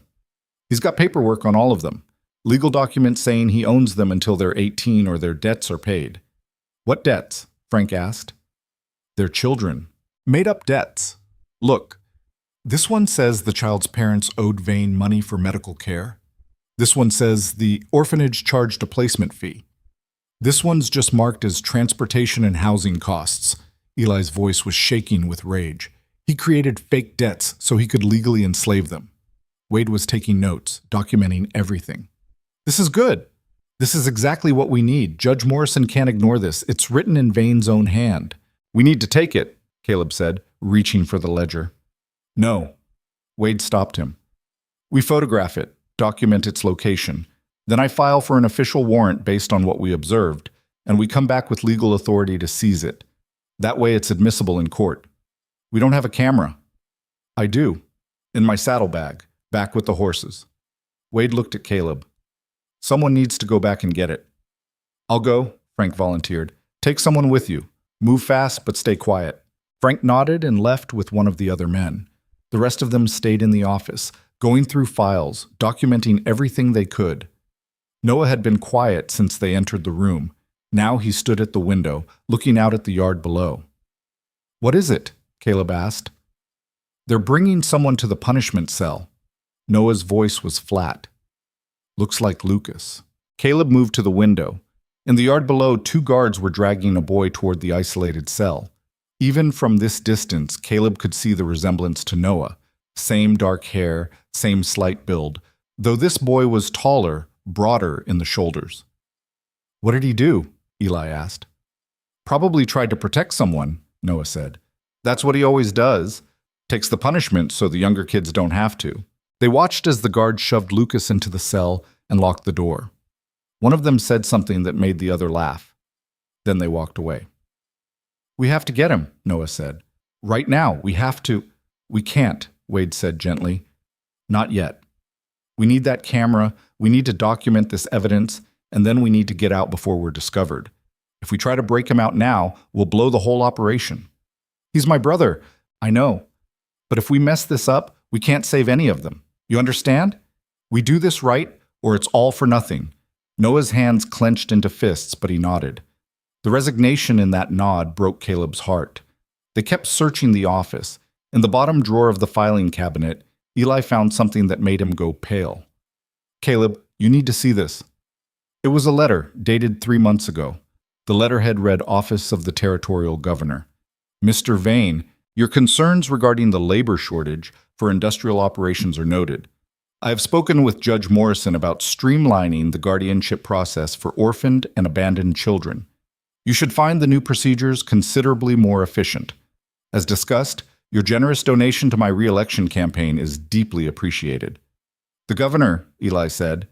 "Vane's got the governor protecting him." Wade took the letter, read it twice, then carefully placed it back in the drawer. "This changes things. This means the corruption goes higher than we thought. Can we still fight it? I don't know. Maybe. If we can get this evidence in front of someone who isn't on Vane's payroll." Wade ran a hand through his hair. "This is bigger than I realized. A lot bigger." They heard voices downstairs. Everyone froze. Caleb moved to the door, listened. 2 men, maybe 3, talking in the front room. One of them had a voice that carried authority. "Did we lock the back door?" one asked. "Thought you did?" "Well, it's open now. Check upstairs." Footsteps on the stairs. Wade looked at Caleb, then at the window. It was a 15-foot drop to hard ground. They'd probably survive it, but they'd definitely be heard. "Closet," Noah whispered, pointing to a door in the corner. They moved fast. All 4 of them, Caleb, Wade, Eli, and Noah, crammed into the closet just as the office door opened. Through the crack in the closet door, Caleb could see a guard enter, rifle in hand, looking around. The man walked to the desk, saw the ledger lying open, frowned. He moved to the filing cabinet, saw drawers pulled out, papers disturbed. "Got something up here," he called down. "Office has been searched." More footsteps, faster this time. 3 more guards entered, all armed. "Someone's been through the files. Get the foreman and find out who's supposed to be on duty at this entrance. Someone's getting fired." They started searching the room, opening drawers, checking behind furniture.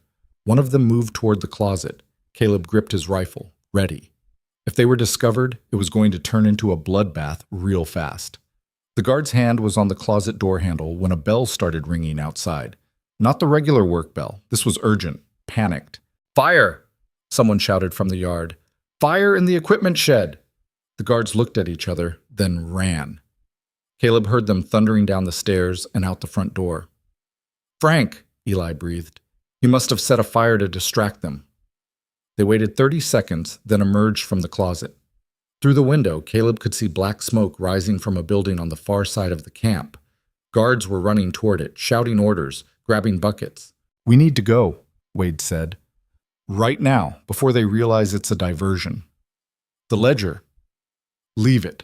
We know what's in it. We know where it is. I'll come back with a proper warrant." Wade was already moving toward the door. "Come on!" They made it down the stairs and out the back door without being seen. The whole camp was focused on the fire, which was spreading now, catching on nearby buildings.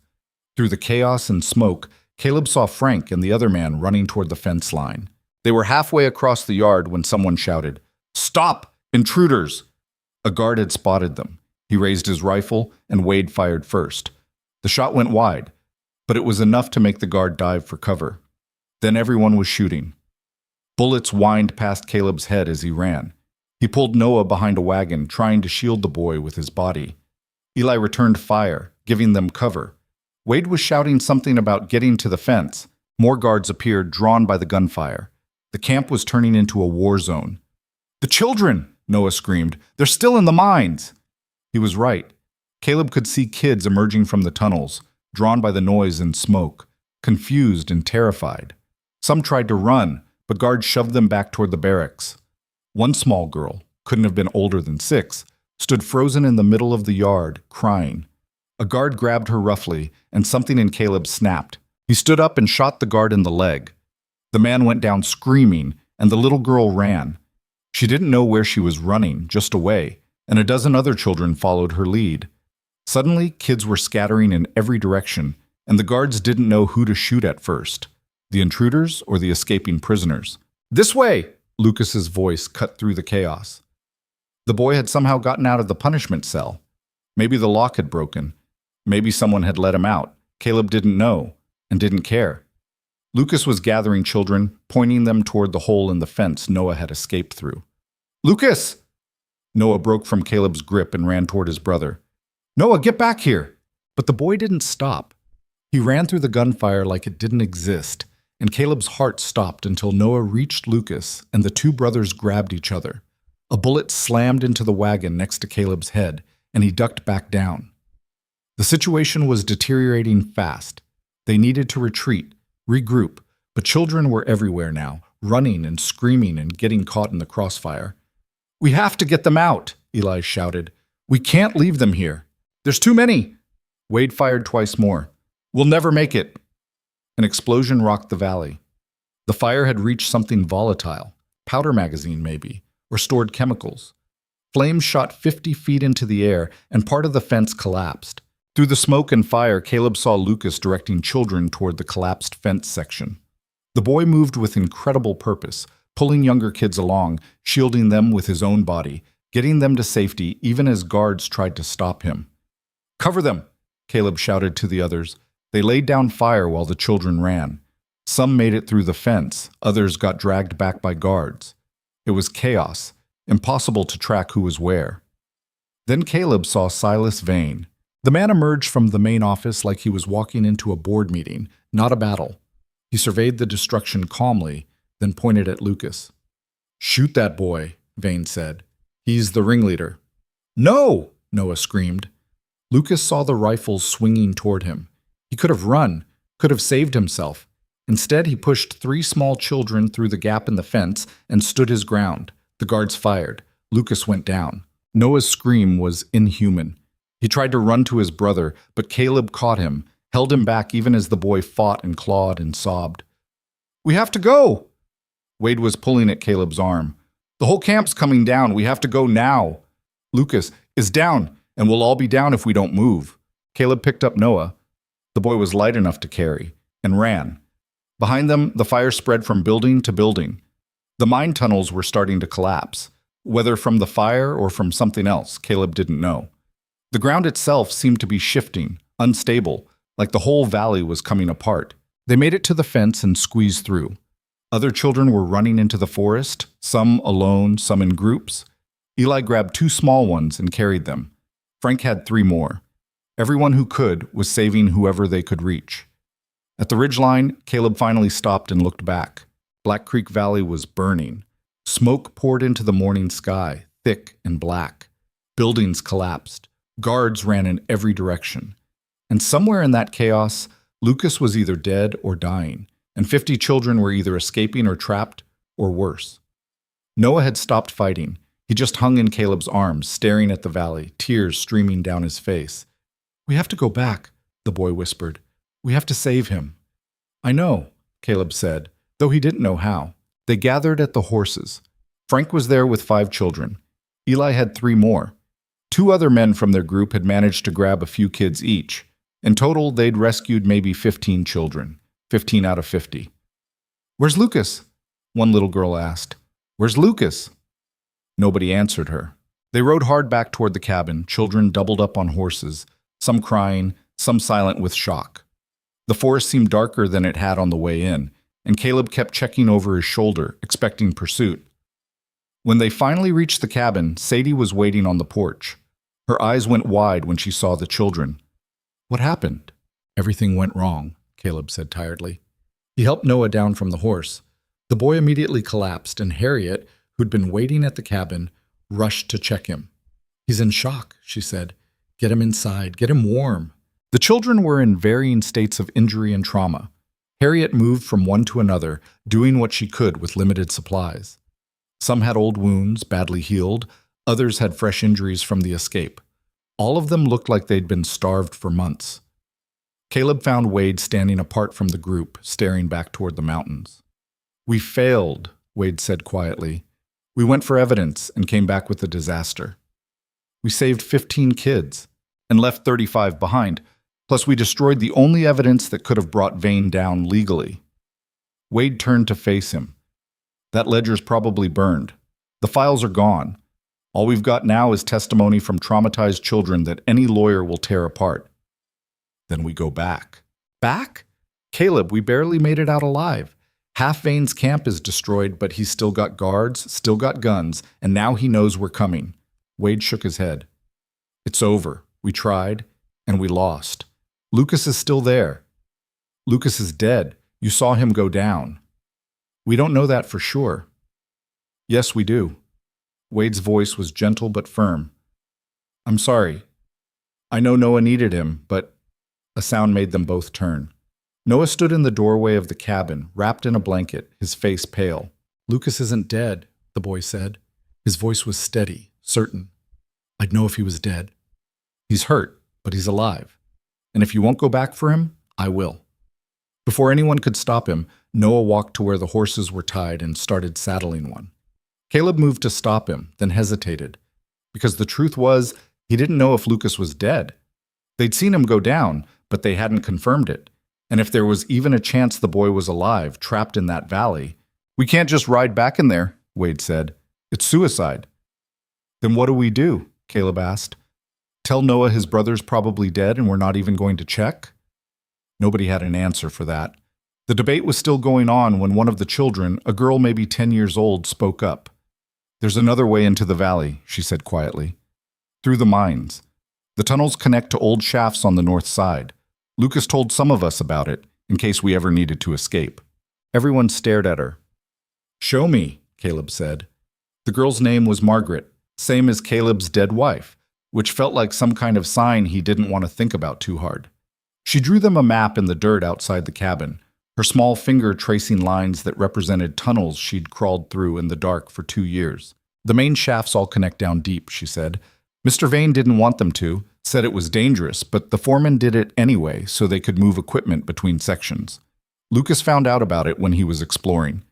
He said if we ever had a chance to run, we should use the north tunnel. It comes out in an old abandoned mine about 2 miles from the camp. How do you know it's still open? Wade asked. Margaret shrugged. I don't. But Lucas wouldn't have told us about it if he wasn't sure it worked. Caleb looked at the map, trying to make sense of the overlapping lines. So we go in through this old mine, navigate through the tunnels, come up inside the camp. If the tunnels haven't collapsed from the fire, Eli added. If we don't get lost, if we don't run into guards, if about 100 other things don't go wrong. You got a better idea? Eli didn't. Noah had been quiet through all of this, still wrapped in his blanket, still staring at nothing. Now he stood up. I'm going, he said. Don't try to stop me. Noah, you're exhausted. You're in shock. You need to rest. My brother is down there. The boy's voice was hard, older than 9 years had any right to be. He stayed behind so I could escape. He took beatings meant for me. He pushed those kids through the fence and got shot because of it. I'm not leaving him there to die alone. Caleb wanted to argue, wanted to tell the boy it was too dangerous, that he'd already been through enough. But he looked at Noah's face and saw something that reminded him of Margaret, his Margaret, when she'd made up her mind about something. There was no talking her out of it, and there was no talking Noah out of this. Okay, Caleb said.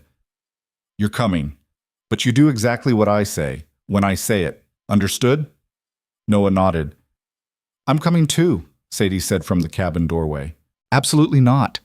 Papa, you can't leave me here. What if Vane's men come? What if... You'll be with Harriet and the other children. You'll be safe.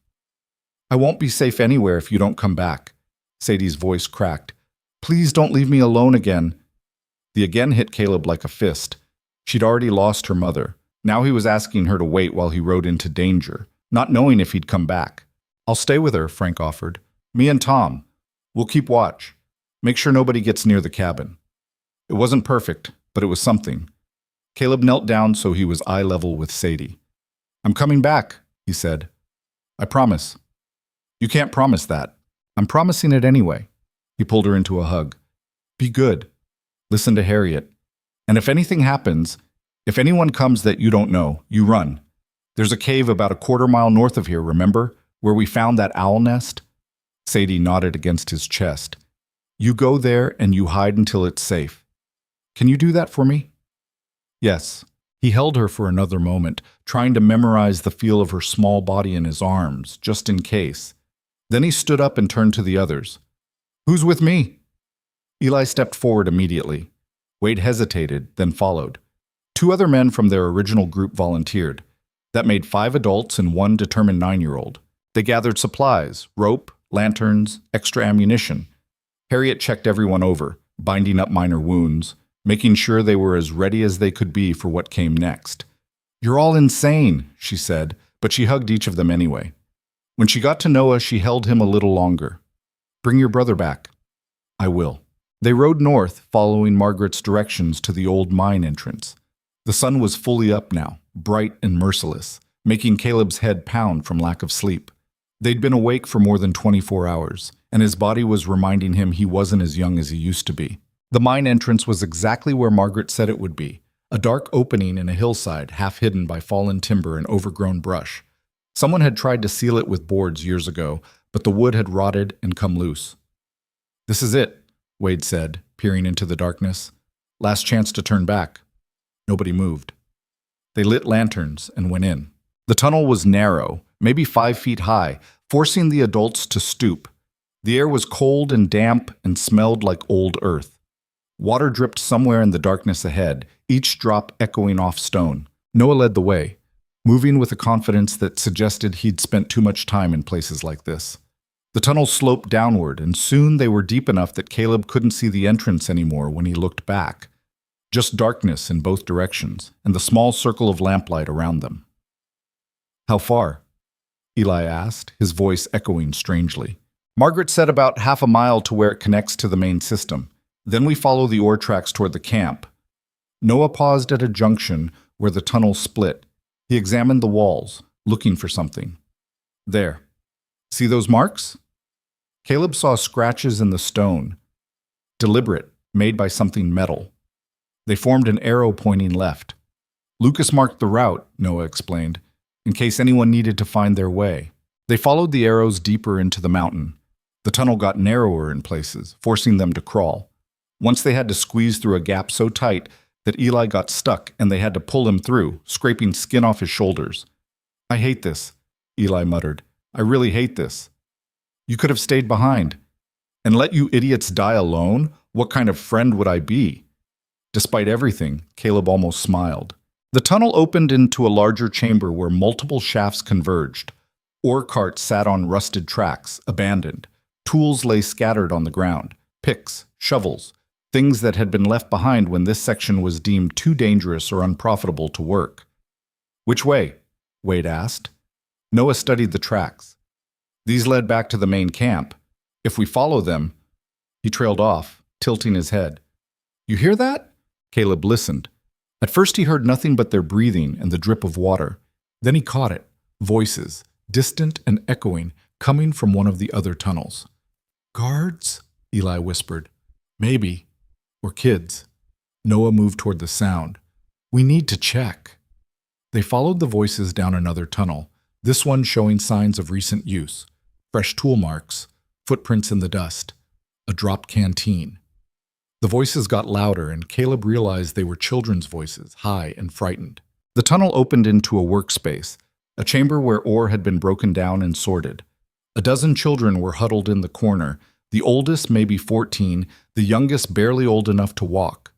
They looked up as the lantern light hit them, and several screamed. "It's okay," Noah said quickly, stepping forward. "It's okay, we're not guards, we're here to help." The oldest boy, gaunt, with a scar across his cheek, stood protectively in front of the younger ones. "Who are you?" "My name's Noah. I used to work Tunnel 7. This is Caleb. He's the one who bought me at the market in Silver Ridge. We came back for Lucas and anyone else we could find." The boy's expression changed from fear to desperate hope. "Lucas is alive? We heard he got shot. Where is he?" Noah demanded. "Is he here?" "The guards took him to the medical shed.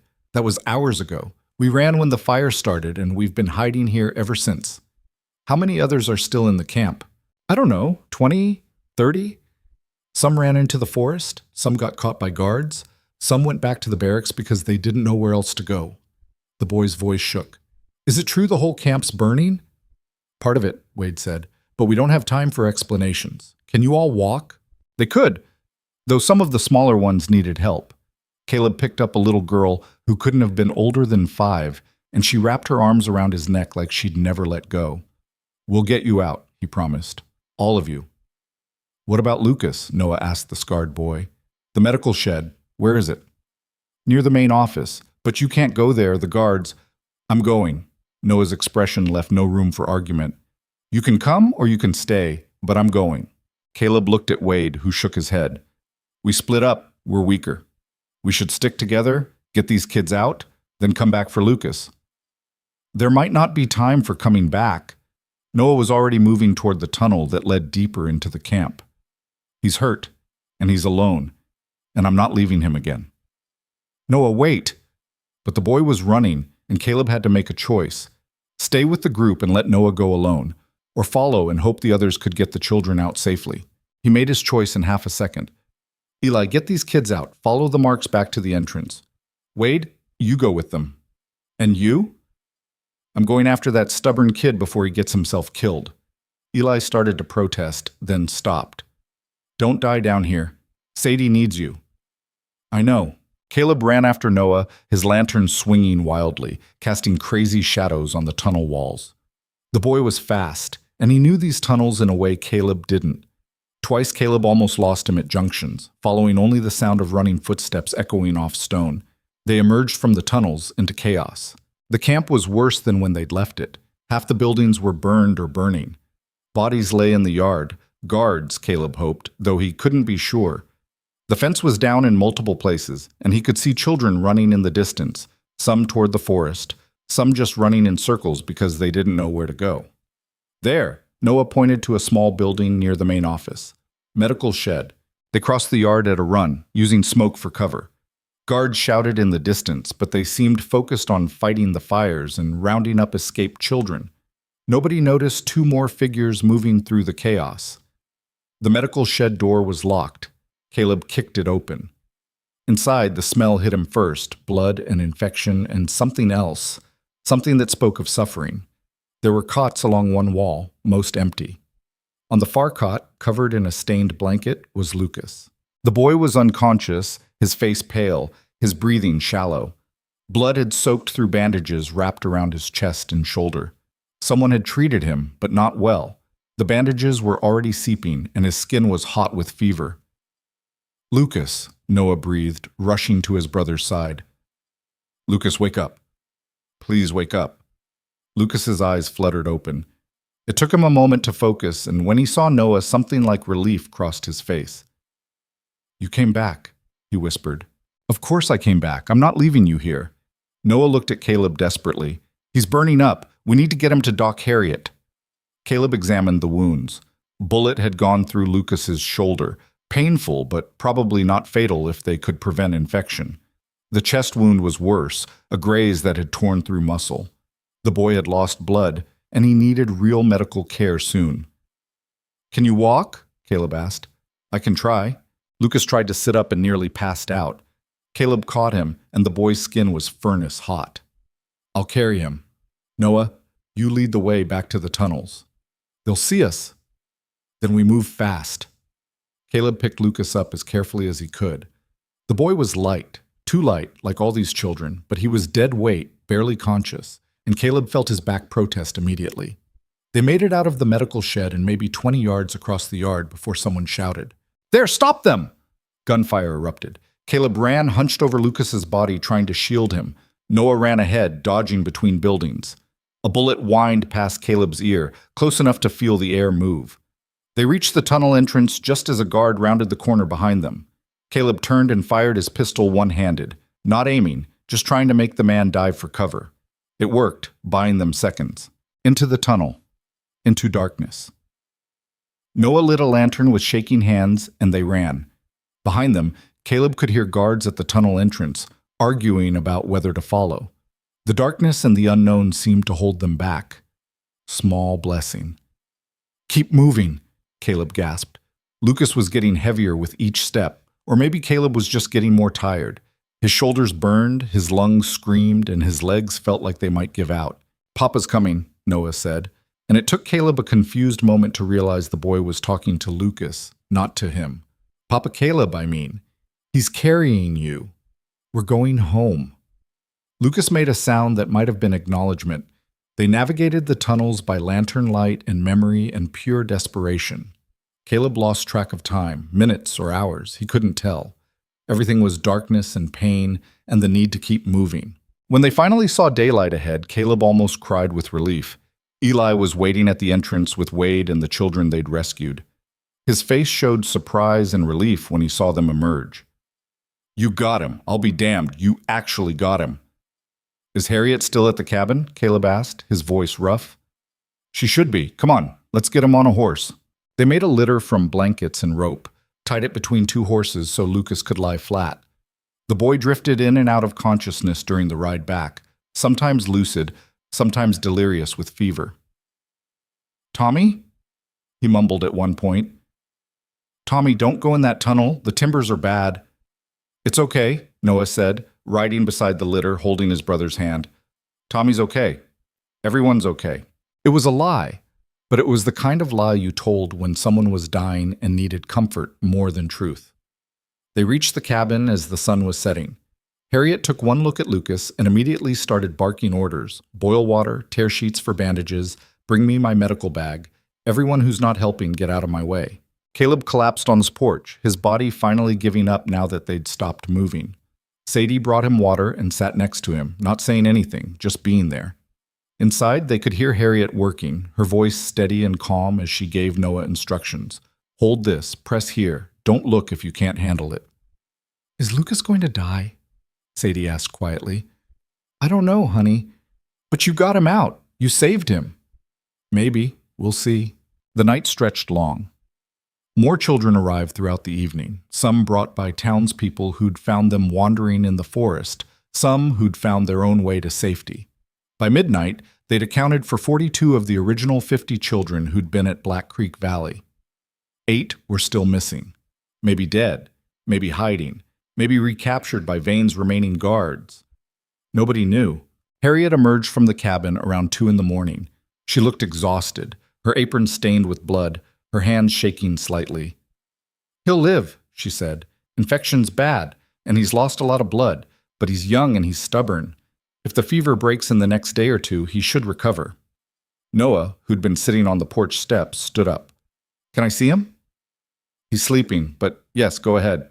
The boy slipped inside. Through the window, Caleb could see him sit beside his brother's cot, taking Lucas's hand, saying something too quiet to hear. Wade came to sit next to Caleb. "We got a problem." "Just one?" "Vane survived. I got word from town. He's already filed charges. Murder, arson, kidnapping, theft. He's got federal marshals coming in, claiming we're dangerous criminals who attacked a legitimate business operation." "Of course he did. The children we rescued, their testimony will help, but Vane's lawyers are already working on discrediting them, saying they're confused, traumatized, that we kidnapped them and brainwashed them." Wade rubbed his face. "Without that ledger, without hard evidence, this turns into he said, she said, and Vane has a lot more power than we do." Caleb knew Wade was right. They'd saved the children, but they hadn't won the war. Vane still had his money, his connections, his ability to twist the law into whatever shape suited him. "So what do? We fight. We find a lawyer willing to stand up to him. We get these kids in front of a judge who isn't on Vane's payroll, and we make enough noise that the territory has to pay attention." Wade's jaw set. "And we don't give up, no matter how hard they push." Over the next 3 days, things moved fast and messy. Federal marshals arrived in Silver Ridge, and Judge Morrison issued arrest warrants for everyone involved in the camp raid.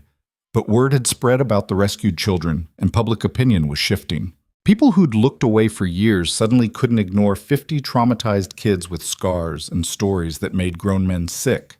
The newspaper in Helena sent a reporter. Then papers from further out, Denver, San Francisco, picked up the story. Harriet opened her clinic to examinations, documenting every injury, every sign of abuse. The evidence was overwhelming. Broken bones that had healed wrong, burn scars, malnutrition, marks from beatings, and worse things nobody wanted to say out loud. One by one, the children told their stories. Where they'd come from, how they'd been taken, what had happened in the mines.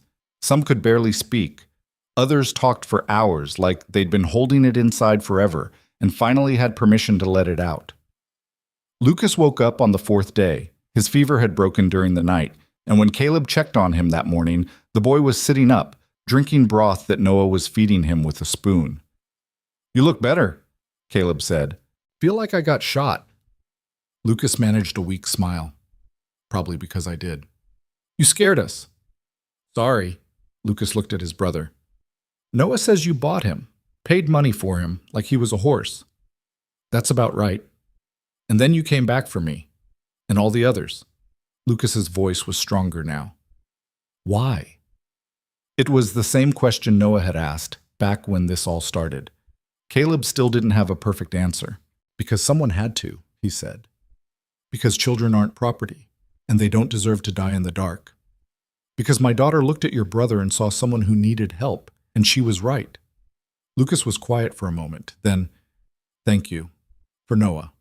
For me. For all of us. Save it for when we're not all about to get arrested." The trial date was set for 3 weeks out. Not Caleb's trial, that was pending, but a hearing about the legal status of the children.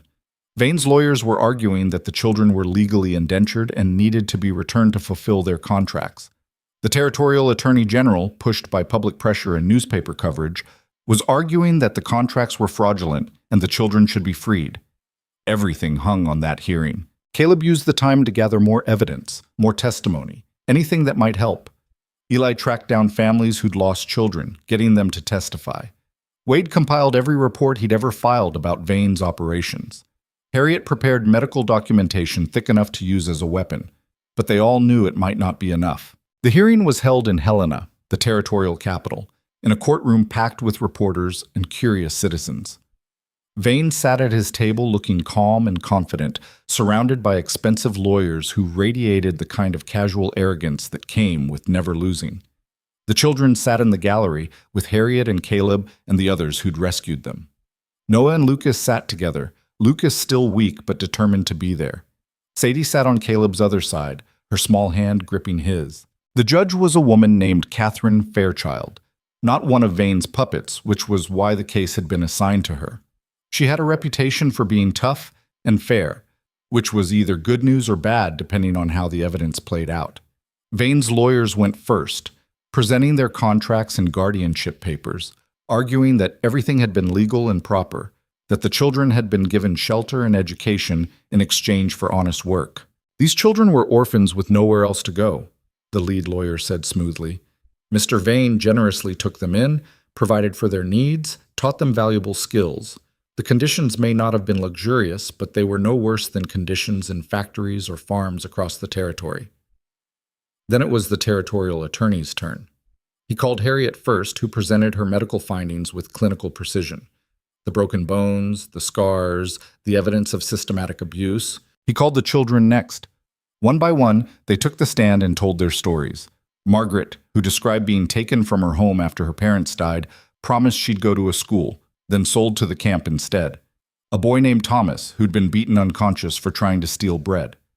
Anna, the 6-year-old, who could barely speak but showed the judge marks on her wrists from where ropes had rubbed them raw. And Lucas. The attorney saved him for last. The boy walked to the stand slowly, still favoring his injured shoulder. But when he spoke, his voice was clear and steady. He described 2 years of hell. Children working 12-hour days in tunnels that collapsed regularly. Guards who beat them for being too slow or too weak. Food that was barely enough to survive on. Children who died and were written off as equipment losses. Mr. Vane came to inspect the camp every few weeks, Lucas said. He'd check his ledger, count how much ore we'd pulled, calculate his profits. When Tommy died in the cave-in, Mr. Vane didn't ask about the boy. He asked about the ore that hadn't been extracted from that tunnel. He wanted to know if it was worth the cost of digging out the body, or if they should just seal the tunnel and write off the loss. The courtroom was dead silent. Vane's lawyer stood to cross-examine. You say Mr. Vane was heartless about this boy's death, but isn't it true that you yourself are a violent criminal, that you've been disciplined multiple times for fighting with guards? I fought when guards were beating children half my size. Yes. So you admit to violence? I admit to protecting people who couldn't protect themselves. And isn't it true that you organized the escape that led to the destruction of the camp? That you're responsible for the chaos that resulted in multiple deaths? Lucas's jaw tightened. I helped kids get out through a hole in the fence when your client's camp was already burning. If that makes me responsible for the chaos, then yes, I'm responsible. But the chaos started long before I did anything. It started the day Mr. Vane decided children were equipment he could use up and throw away. The lawyer tried a few more questions, but Lucas didn't break. Finally, Judge Fairchild called for a recess. Caleb found Lucas outside the courtroom, sitting on a bench with Noah beside him. "You did good in there," Caleb said. "Did I? I couldn't look at him. At Vane. Every time I tried, Lucas shook his head. How can someone do what he did and just sit there like it was normal business? Because to him, it was. That's what scares me. Not that he's evil, that he genuinely doesn't see anything wrong with it. Like we really were just equipment to him, not even human enough to matter." They sat in silence for a while. Then Lucas spoke again. "What happens if we lose? If the judge says we have to go back?" "We don't go back. We run if we have to, but we don't go back." "You do that? Give up everything?" Caleb looked at this boy who'd spent 2 years protecting children in hell, who'd taken a bullet to give others time to escape, who'd never had a choice about anything in his life and was now asking if someone would choose him. "Yeah," Caleb said. "I would." The hearing reconvened the next morning. Judge Fairchild took her seat, and the courtroom went quiet.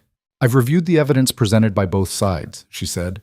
"I've heard testimony from multiple witnesses, including the children themselves. I've examined medical records, contracts, and documentation of the conditions at Black Creek Valley." She paused, and Caleb felt Sadie's hand tighten on his. "Mr. Vane, your contracts may have been technically legal when they were signed, but the law also requires that indentured servants be treated humanely, fed adequately, and not subjected to conditions that constitute abuse. The evidence presented in this hearing makes it clear that those requirements were not met." Vane's expression didn't change, but his lawyers started whispering to each other urgently. Furthermore, several of the contracts were signed by children too young to legally consent, or by guardians whose authority to make such agreements is questionable at best. The court finds that these contracts are void due to fraud, duress, and violation of basic human rights. Someone in the gallery gasped. Caleb felt something loosen in his chest. "The children will not be returned to Mr. Vane's custody. They are free." Judge Fairchild looked at the children in the gallery. "You're free. All of you." For a moment, nobody moved. Then Anna started crying, and the sound broke something open. Other children were crying too, or laughing, or just staring in disbelief that someone had finally said the words they'd stopped believing they'd ever hear. Noah and Lucas held each other, and Caleb saw tears streaming down both their faces. Judge Fairchild wasn't finished. "Additionally, I'm ordering a full investigation into Mr. Vane's operations. Any other camps or facilities he operates will be inspected immediately. If conditions similar to Black Creek Valley are found, those operations will be shut down and additional charges will be filed." She banged her gavel. "This hearing is adjourned." The courtroom exploded into noise. Reporters rushed for the door, racing to file their stories. People crowded around the children, congratulating them, crying with them. Vane's lawyers were gathering papers frantically, already planning appeals. But Caleb just sat there with Sadie on one side and Noah on the other, watching Lucas try to stand on shaky legs while people he didn't know told him he was free. Free. Such a simple word. Such an impossible word for children who'd spent years believing it would never apply to them. Outside the courthouse, Harriet gathered everyone together. "What happens now?" Margaret asked. "Where do we go?" It was a good question. 42 children, most with no families left, no homes to return to. They'd won their freedom, but freedom didn't come with a place to sleep or food to eat or people to take care of them. "We'll figure it out," Harriet said firmly. "The territory will have to establish proper orphanages, proper care. Until then, you'll stay with families who volunteered. You'll have beds and food and safety. No more camps, no more mines, no more ropes." "Can we stay with you?" Anna asked Noah. "You and Lucas and Papa Caleb?" Noah looked at Caleb, a question in his eyes. Caleb thought about his small ranch house with its 2 bedrooms, thought about the money he didn't have, the winter coming, all the practical reasons this was impossible. Then he looked at these 3 children, Sadie, who'd started all this with a piece of peppermint candy, Noah, who'd survived hell and come back for his brother, And Lucas, who'd spent 2 years protecting others and was still standing despite everything that had tried to break him. Yeah, Caleb said. You can stay with us. It wouldn't be easy. There'd be nightmares and trauma and healing that took years instead of weeks. There'd be money problems and space problems and days when none of them knew what they were doing, but they'd figure it out together, because that's what families did. The victory in the courtroom lasted exactly 3 days before Silas Vane's counterattack began. His lawyers filed appeals in every jurisdiction they could find, arguing procedural errors, judicial bias, anything to overturn Judge Fairchild's ruling. They got a sympathetic judge in a neighboring territory to issue a stay on the decision, throwing the children's legal status back into limbo. Newspapers that had championed the children's cause suddenly started running editorials questioning the reliability of traumatized witnesses. Someone leaked a story claiming Caleb had a criminal past, completely fabricated but damaging nonetheless. They're not going to let this go, Wade said, sitting in Caleb's kitchen a week after the hearing. Vane's got too much money invested in those operations. He's going to fight until there's nothing left to fight with. Caleb looked around his kitchen table. It had gotten crowded lately. Sadie sat between Noah and Lucas, the three of them working on schoolwork that Harriet had assigned. Eli stood by the stove making coffee that was too strong but nobody complained about. Frank and 2 other ranchers who'd helped with the rescue occupied the remaining chairs, all of them looking tired and worried. So what do we do? Eli asked. We already won in court once. Winning once isn't enough. Not against someone like Vane. Wade spread out newspapers across the table. Look at this. He's got 3 different papers running stories about how we're dangerous radicals who destroyed a legitimate business. He's painting himself as the victim. That's insane, Sadie said, looking up from her schoolwork. He's the one who hurt people. Doesn't matter, sweetheart. People believe what they read, especially when it's written by someone who sounds official. Wade tapped one of the articles. And Vane's got enough money to sound very official. Lucas had been quiet, but now he spoke up. What about the other children, the ones who didn't make it out? The question hung in the air like smoke. 8 children were still unaccounted for. Some had probably died in the chaos of the camp's destruction. Others might have escaped and gotten lost in the wilderness. A few might have been recaptured by Vane's remaining guards and taken somewhere else. Nobody wanted to say it, but everyone knew the chances of finding them alive were getting smaller every day. We're still looking, Wade said gently. Got search parties in the mountains, alerts at every town and railway station. If they're out there, we'll find them. But his voice carried more hope than conviction. That night, after everyone had left and the children were in bed, Caleb sat alone on his porch and did the math he'd been avoiding. The ranch was barely holding together. He'd spent his savings on Noah, then spent weeks away from the work that kept the place running. The cattle needed attention he hadn't given them. The barn roof still leaked. Winter was coming, and he had 3 children to feed now instead of 1. And the legal bills were just starting. Wade had been working for free, but if this went to trial, real trial, not just a hearing, they'd need lawyers, good ones, the kind that cost money Caleb didn't have. He heard the door open behind him and turned to find Lucas standing there, wrapped in a blanket, his shoulder still bandaged. Can't sleep? Caleb asked. Shoulder hurts, and I keep thinking about... Lucas trailed off, sitting down on the porch steps. The other kids, the ones we left behind. We didn't leave them behind. We got everyone we could. I know, but knowing doesn't make it feel better. Lucas was quiet for a moment. There was a boy named Peter, 6 years old, maybe younger. He used to cry every night for his mother, and I'd tell him stories until he fell asleep. Stupid stories, made-up things about knights and dragons and brave kids who saved the day. His voice cracked. I don't know if he made it out. Caleb didn't have an answer for that. Sometimes there were no good answers, just the weight of not knowing. You did what you could, Caleb said finally, more than most people would have done. You kept those kids alive when nobody else cared if they lived or died. But it wasn't enough. It never feels like enough. Doesn't mean it wasn't everything. Caleb looked out at the dark mountains. Your brother told me you used to take beatings meant for other kids, that you'd steal food and give it to the younger ones even when you were starving yourself. Lucas shrugged, uncomfortable. Someone had to. Exactly. Someone had to, and you were the one who did it. That matters, Lucas. Even if it doesn't feel like it matters, it does. They sat in silence for a while, listening to the night sounds, crickets, a distant owl, the wind moving through the trees. What happens if we lose? Lucas asked. If Vane wins his appeal and they say we have to go back? We don't go back. I already told Noah, and I'm telling you, we run if we have to. Head to California or Oregon or somewhere. Vane's reach doesn't extend. Start over. You'd give up your ranch, your whole life here?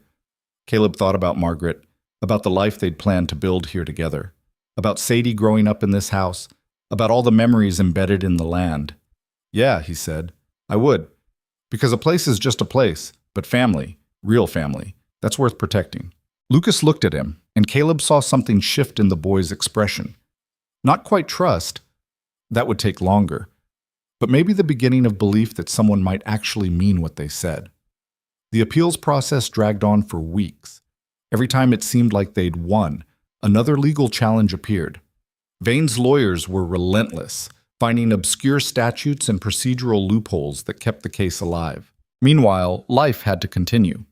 The children needed routines, normalcy, something that felt like stability even when everything was uncertain. Harriet organized a makeshift school in the church basement, teaching the rescued children basic reading and arithmetic. Most of them had never had formal education.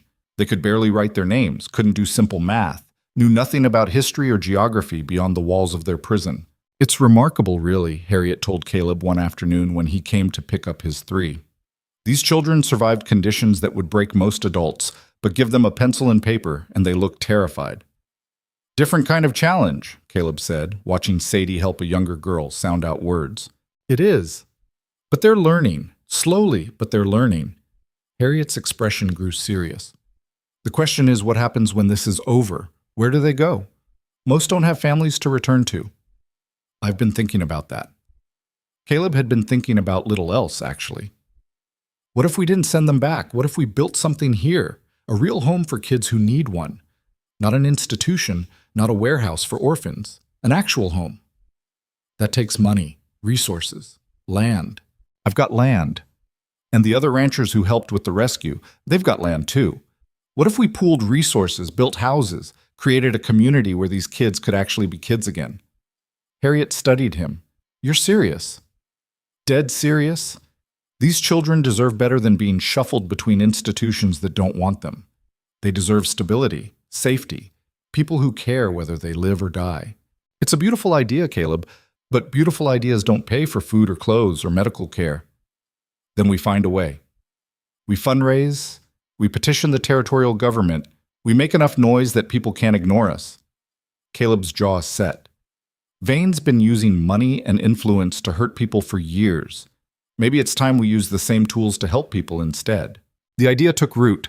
Eli volunteered his land for additional housing. Frank and the other ranchers pledged money and materials.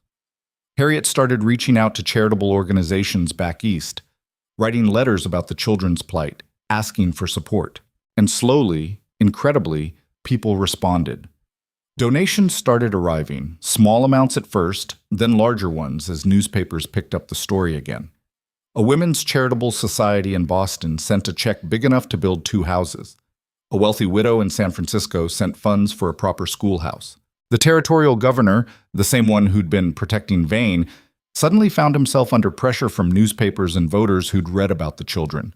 He ordered a full investigation into Vane's operations, trying to distance himself from the scandal. But Vane wasn't going quietly. The trial, the real trial, where Vane faced criminal charges for child abuse, forced labor, and manslaughter, began in late autumn.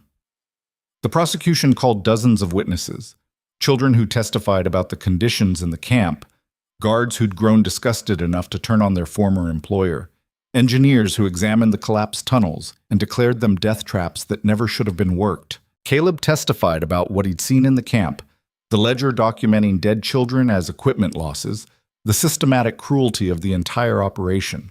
But Vane's lawyers were good. They attacked every witness, questioned every piece of evidence, suggested that the children were confused or lying or had been coached. They painted Vane as a misunderstood businessman whose efforts to help orphans had been twisted by radicals with an agenda.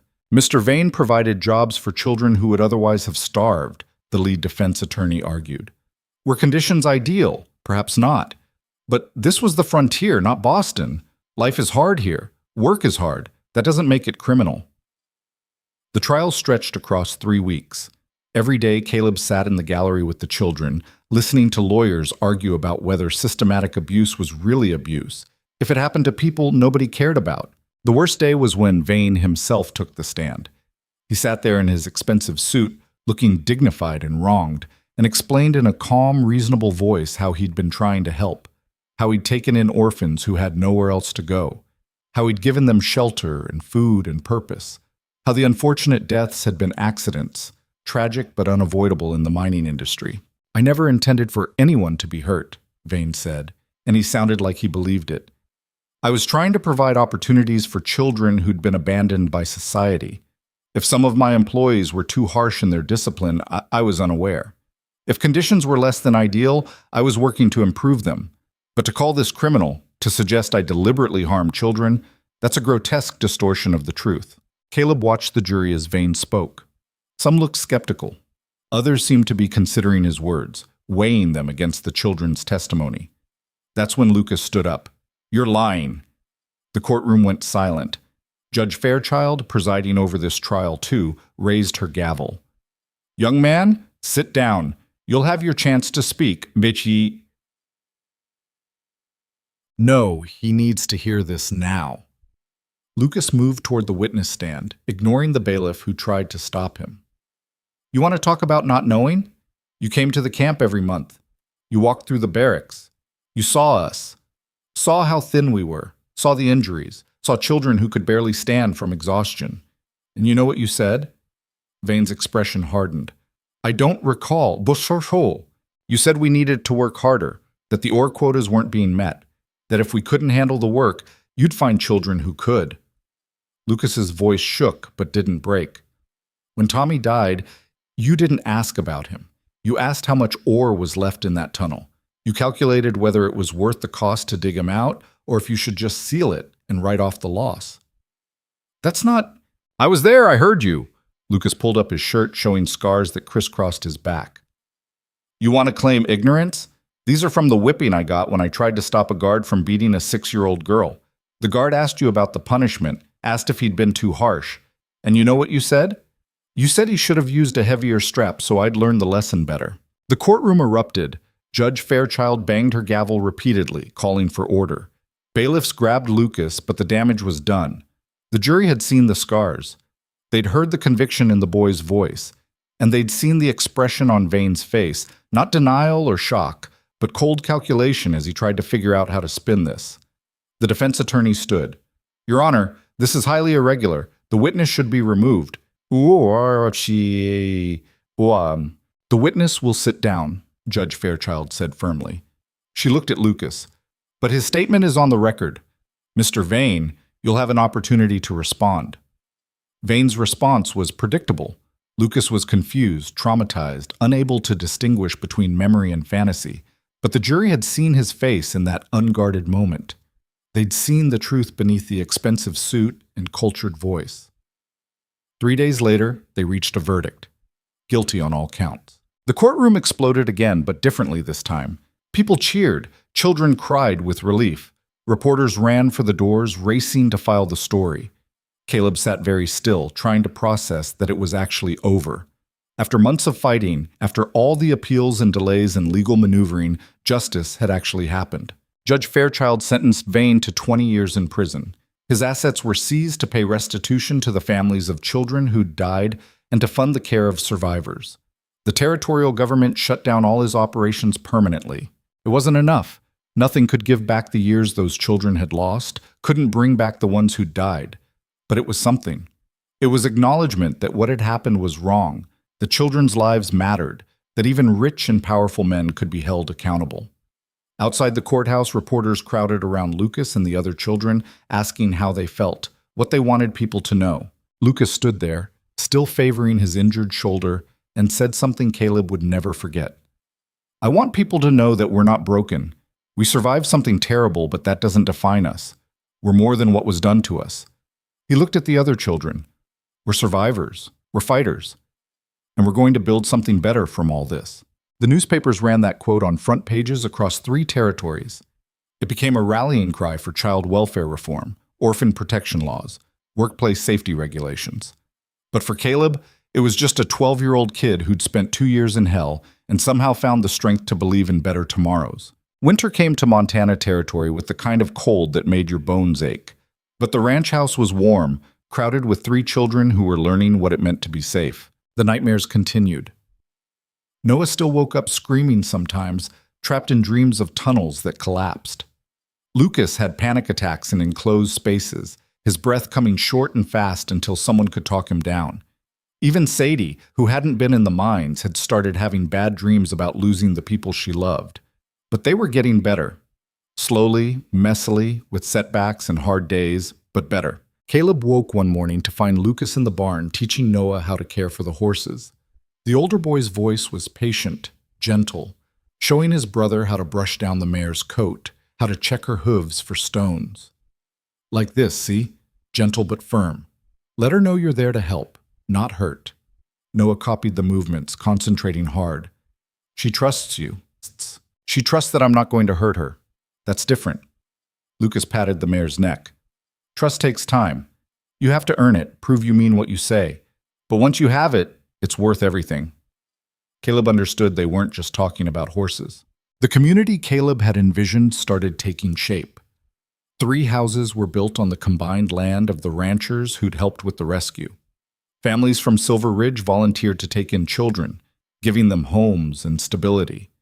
A real school was established, with teachers brought in from back east who specialized in helping children who'd experienced trauma. Not all the children stayed in Montana. Some had distant relatives who came forward once the trial made national news. Others were adopted by families in other territories who'd read about them and wanted to help.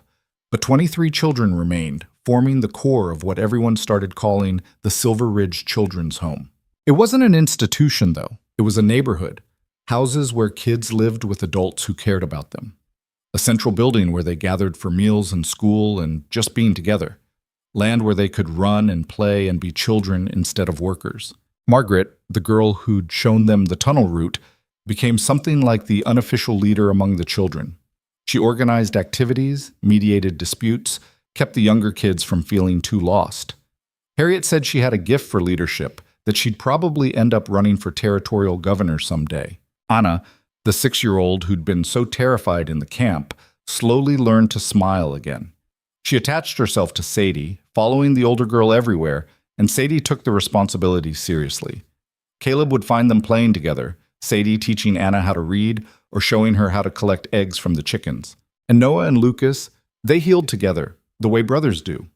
They fought sometimes, stupid arguments about nothing that were really about everything. But they also looked out for each other, 2 kids who'd survived hell and weren't about to let anything tear them apart again. Spring came, and with it came news about the 8 missing children. 3 had been found alive. 2 had made it to a neighboring territory and been taken in by a ranching family. The 3rd had been hiding in the mountains and was finally coaxed out by a search party. They were thin and traumatized but alive. The other 5 were gone. Their bodies were found in the wreckage of the camp, in collapsed tunnels and burned buildings. They'd been trying to escape when the destruction began, and they'd gotten trapped. One of them was Peter, the 6-year-old Lucas had told stories to. Lucas took the news hard. He disappeared for a whole day, and Caleb finally found him sitting by the creek, staring at the water. "I should have gotten him out," Lucas said. "I should have made sure." "You can't save everyone. That's not how the world works." "Then how does it work?" "You tell me, because I don't understand. Why did some of us make it and others didn't? What made Peter's life worth less than mine?" "Nothing. His life wasn't worth less, but sometimes—" Caleb struggled for words that weren't hollow. "Sometimes there's no reason, no fairness to it. Bad things happen to good people, and all we can do is keep going and try to make something meaningful from what we've lost. That's not good enough." "I know, but it's all we've got." Lucas cried then, the way he probably should have cried months ago. Caleb sat with him, not trying to fix it or make it better, just being there while the boy grieved for a 6-year-old who'd never get to grow up. They buried the 5 children in a cemetery on the edge of Silver Ridge. The whole town turned out for the funeral, and the local minister said words about innocent souls and eternal rest that felt inadequate for children who'd suffered so much. But after the official service, the surviving children held their own memorial. They stood in a circle around the graves and told stories, memories of the kids who'd died, funny moments and brave moments, and small kindnesses that had made life in the camp bearable. Noah told about how one of the boys, David, had saved half his bread ration to give to smaller kids who were hungrier than him. Margaret told about Sarah, who'd sung songs to help them all fall asleep when the nights were darkest. Lucas told about Peter, about the stories he'd made up, and the way Peter's eyes would go wide when the hero defeated the dragon or saved the kingdom. He wanted to be brave like the kids in the stories, Lucas said. And he was. He was brave every day he survived. He was brave right up until the end. It wasn't enough. Nothing could be enough. But it was what they had, memory and grief and determination that these children wouldn't be forgotten. That summer, on the anniversary of the day Caleb had bought Noah in the market square, they held a celebration. It wasn't meant to celebrate a transaction. The idea of buying a child still made Caleb sick. But the children wanted to mark the day everything changed, the moment when someone finally looked at their suffering and decided to do something about it. They gathered at the ranch for a picnic. All the children from the home came, along with families who'd adopted kids and townspeople who'd supported the cause. Tables were set up in the yard, loaded with food that everyone had contributed. Someone brought a fiddle, and there was music and dancing and laughter that felt almost normal. Caleb stood on the porch, watching it all, and felt Margaret's presence beside him. "You look thoughtful," she said. "Just thinking about how this all started. One little girl with a piece of candy and more courage than sense. Sadie changed everything." "She did, though I don't think she quite understands that yet." Margaret was quiet for a moment. "Can I tell you something? Something I've never told anyone?" "Of course. When I was in the camp, when things were at their worst, I used to imagine someone coming to save us. I'd picture this hero riding in, someone strong and fearless who'd fight the guards and free us all, like in the stories Lucas used to tell." She smiled sadly. "But that's not what happened. What happened was better, in a way. It wasn't one hero. It was a little girl who saw suffering and couldn't walk past it. And then it was her father who made a choice that probably seemed crazy at the time. And then it was a sheriff and a doctor and a blacksmith and a bunch of other ordinary people who decided they couldn't live with knowing what was happening." "You think that's better than a hero?" "I think it's more honest. Heroes don't exist, not really, but decent people who choose to act, that's real. That's something anyone can be." Caleb thought about that, about how this whole thing had started not with a grand plan or heroic intentions, but with his daughter's kindness and his inability to look away, about how it had grown through small choices made by ordinary people who were scared and uncertain but did the right thing anyway. "You're wise for 14, he said. "I'm not 14. I'm 13. "Could have fooled me." She laughed and went to join the other kids, and Caleb continued watching the celebration. He saw Lucas teaching some younger kids how to dance while they stepped on his feet and giggled. Saw Noah and Sadie racing each other across the yard, their laughter carrying on the wind. Saw Harriet talking with adoptive parents, probably discussing medical care or education plans. Saw Anna sitting on the porch steps with a piece of peppermint candy, examining it carefully before unwrapping it and popping it in her mouth with a smile that suggested she was remembering something good. Wade came to stand next to him, holding 2 cups of punch. "Hell of a thing, isn't it?" the sheriff said. "What is?" "All this. Year ago, you were a widower barely keeping your ranch together. Now you're father to 3 kids and somehow spearheaded the creation of an entire children's community. How'd that happen?" "I bought a boy in a market square because my daughter asked me to." "And destroyed an empire because you couldn't live with what you'd learned." Wade took a drink. "You know the territorial legislature passed 3 new laws this year because of all this.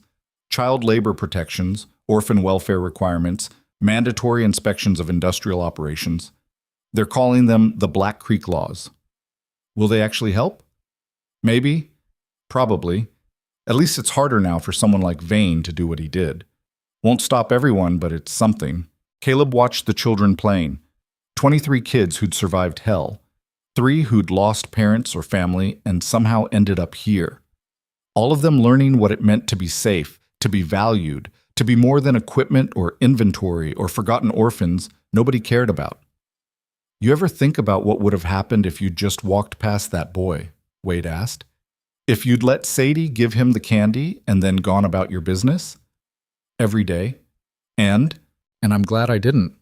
Not because everything worked out perfectly. It didn't. We lost kids. We destroyed evidence we needed. We barely won in court, and it cost everything I had and then some. Caleb set down his cup. But those kids over there, they're alive and safe and learning how to be children again.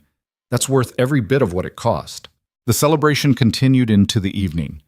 When the sun started setting, turning the Montana sky into shades of gold and crimson, someone suggested they light a bonfire. The children gathered around it, and in the flickering light, Caleb saw something he hadn't seen in their faces before. Not hope exactly. They'd had glimpses of that before.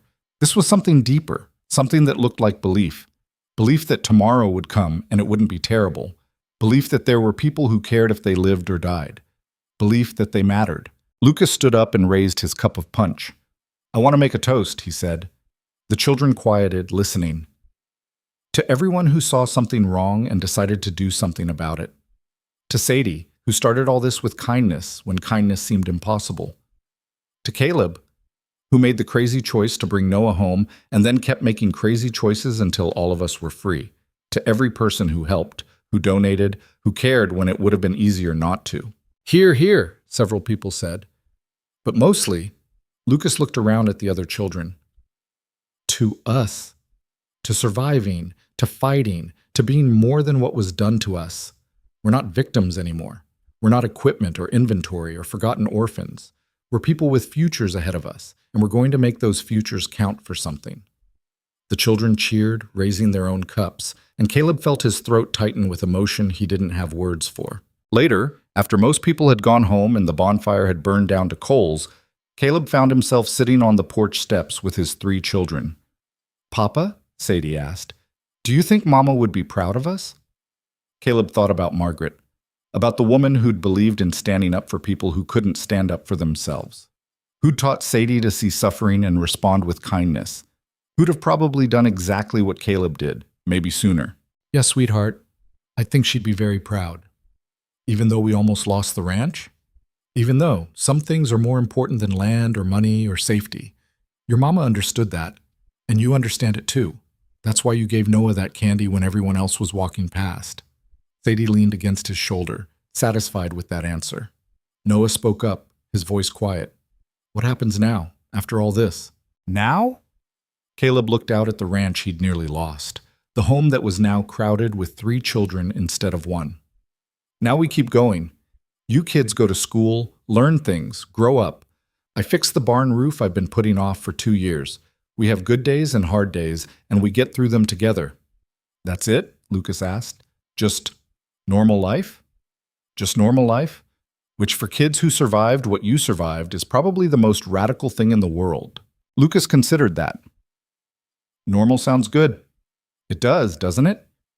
They sat in comfortable silence, listening to the night sounds.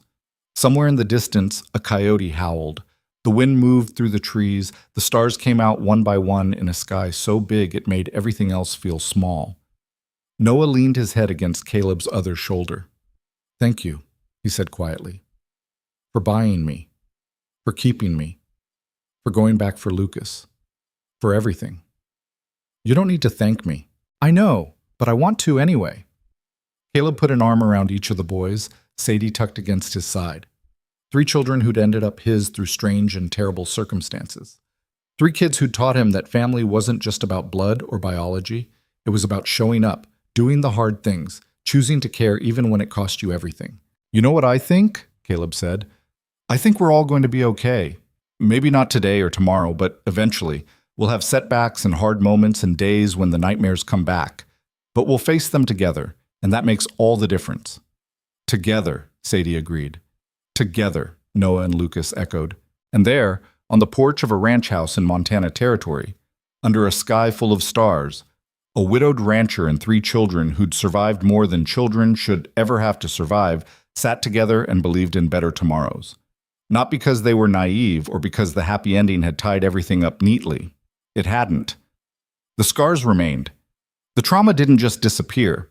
Justice was messy and incomplete, and 8 children were still dead no matter how many laws got passed. But 42 children were alive who wouldn't have been without that first small act of kindness. 42 kids who were learning what safety felt like, what home meant, what it was like to be valued for who they were instead of what they could produce. And that mattered. In a world that often seemed designed to crush compassion and reward cruelty, small acts of kindness still held power. One piece of peppermint candy, one cut rope, one choice to look at suffering and respond with courage instead of cowardice. Caleb thought about all the people who'd walked past Noah in that market square, who'd seen a child tied with rope and decided it wasn't their problem, who'd chosen comfort over conscience. He understood that choice. It was easier to look away, safer to pretend you didn't see, less complicated to focus on your own problems and let other people deal with theirs. But easier wasn't the same as right. And sometimes, not always, but sometimes, choosing the harder path led to something worth having. Not perfect happiness or uncomplicated joy, but something real.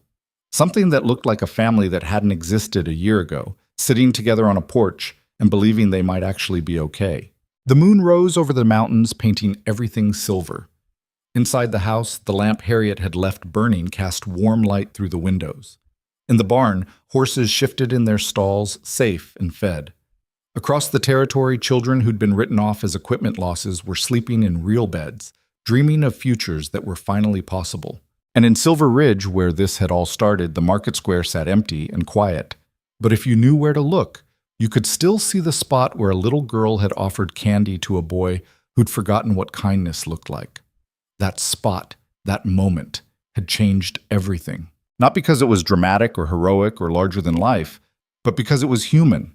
Because it said that suffering mattered, that children deserved protection, that sometimes the right thing to do was the obvious thing if you just had the courage to do it. Sadie yawned, and Caleb realized how late it had gotten. "Bed," he said, standing up and pulling the kids with him. "All of you, big day tomorrow. We're fixing that fence in the south pasture." "Can we help?" Noah asked. "You're going to help. That's not optional." Caleb grinned. "Part of living here means pulling your weight. Welcome to ranch life." Lucas and Noah groaned, but they were smiling.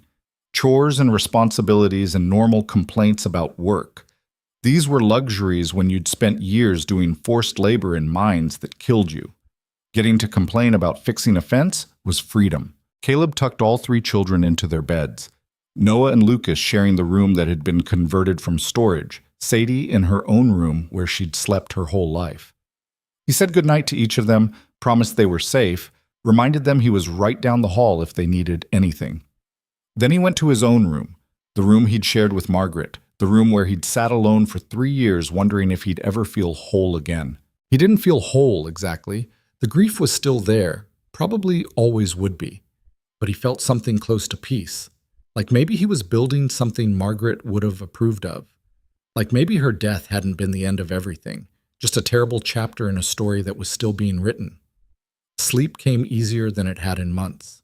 And when morning arrived with sunlight streaming through the windows and the sound of children arguing about who was hogging the blankets, Caleb woke up and thought, This is what it's all about. Not grand gestures or perfect endings, just the messy, complicated, beautiful work of caring for people, of choosing kindness when cruelty would be easier, of looking at suffering and refusing to turn away even when turning away would cost you less.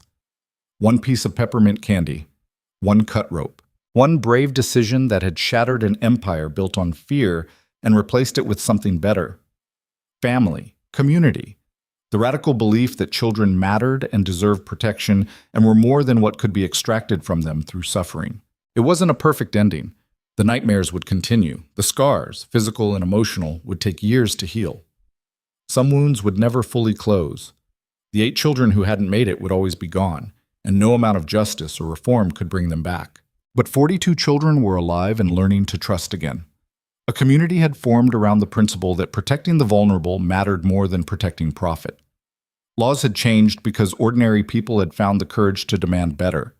And on a ranch in Montana Territory, 3 children who'd ended up together through pain and chance and one small act of kindness were learning what it meant to be a family. That was enough.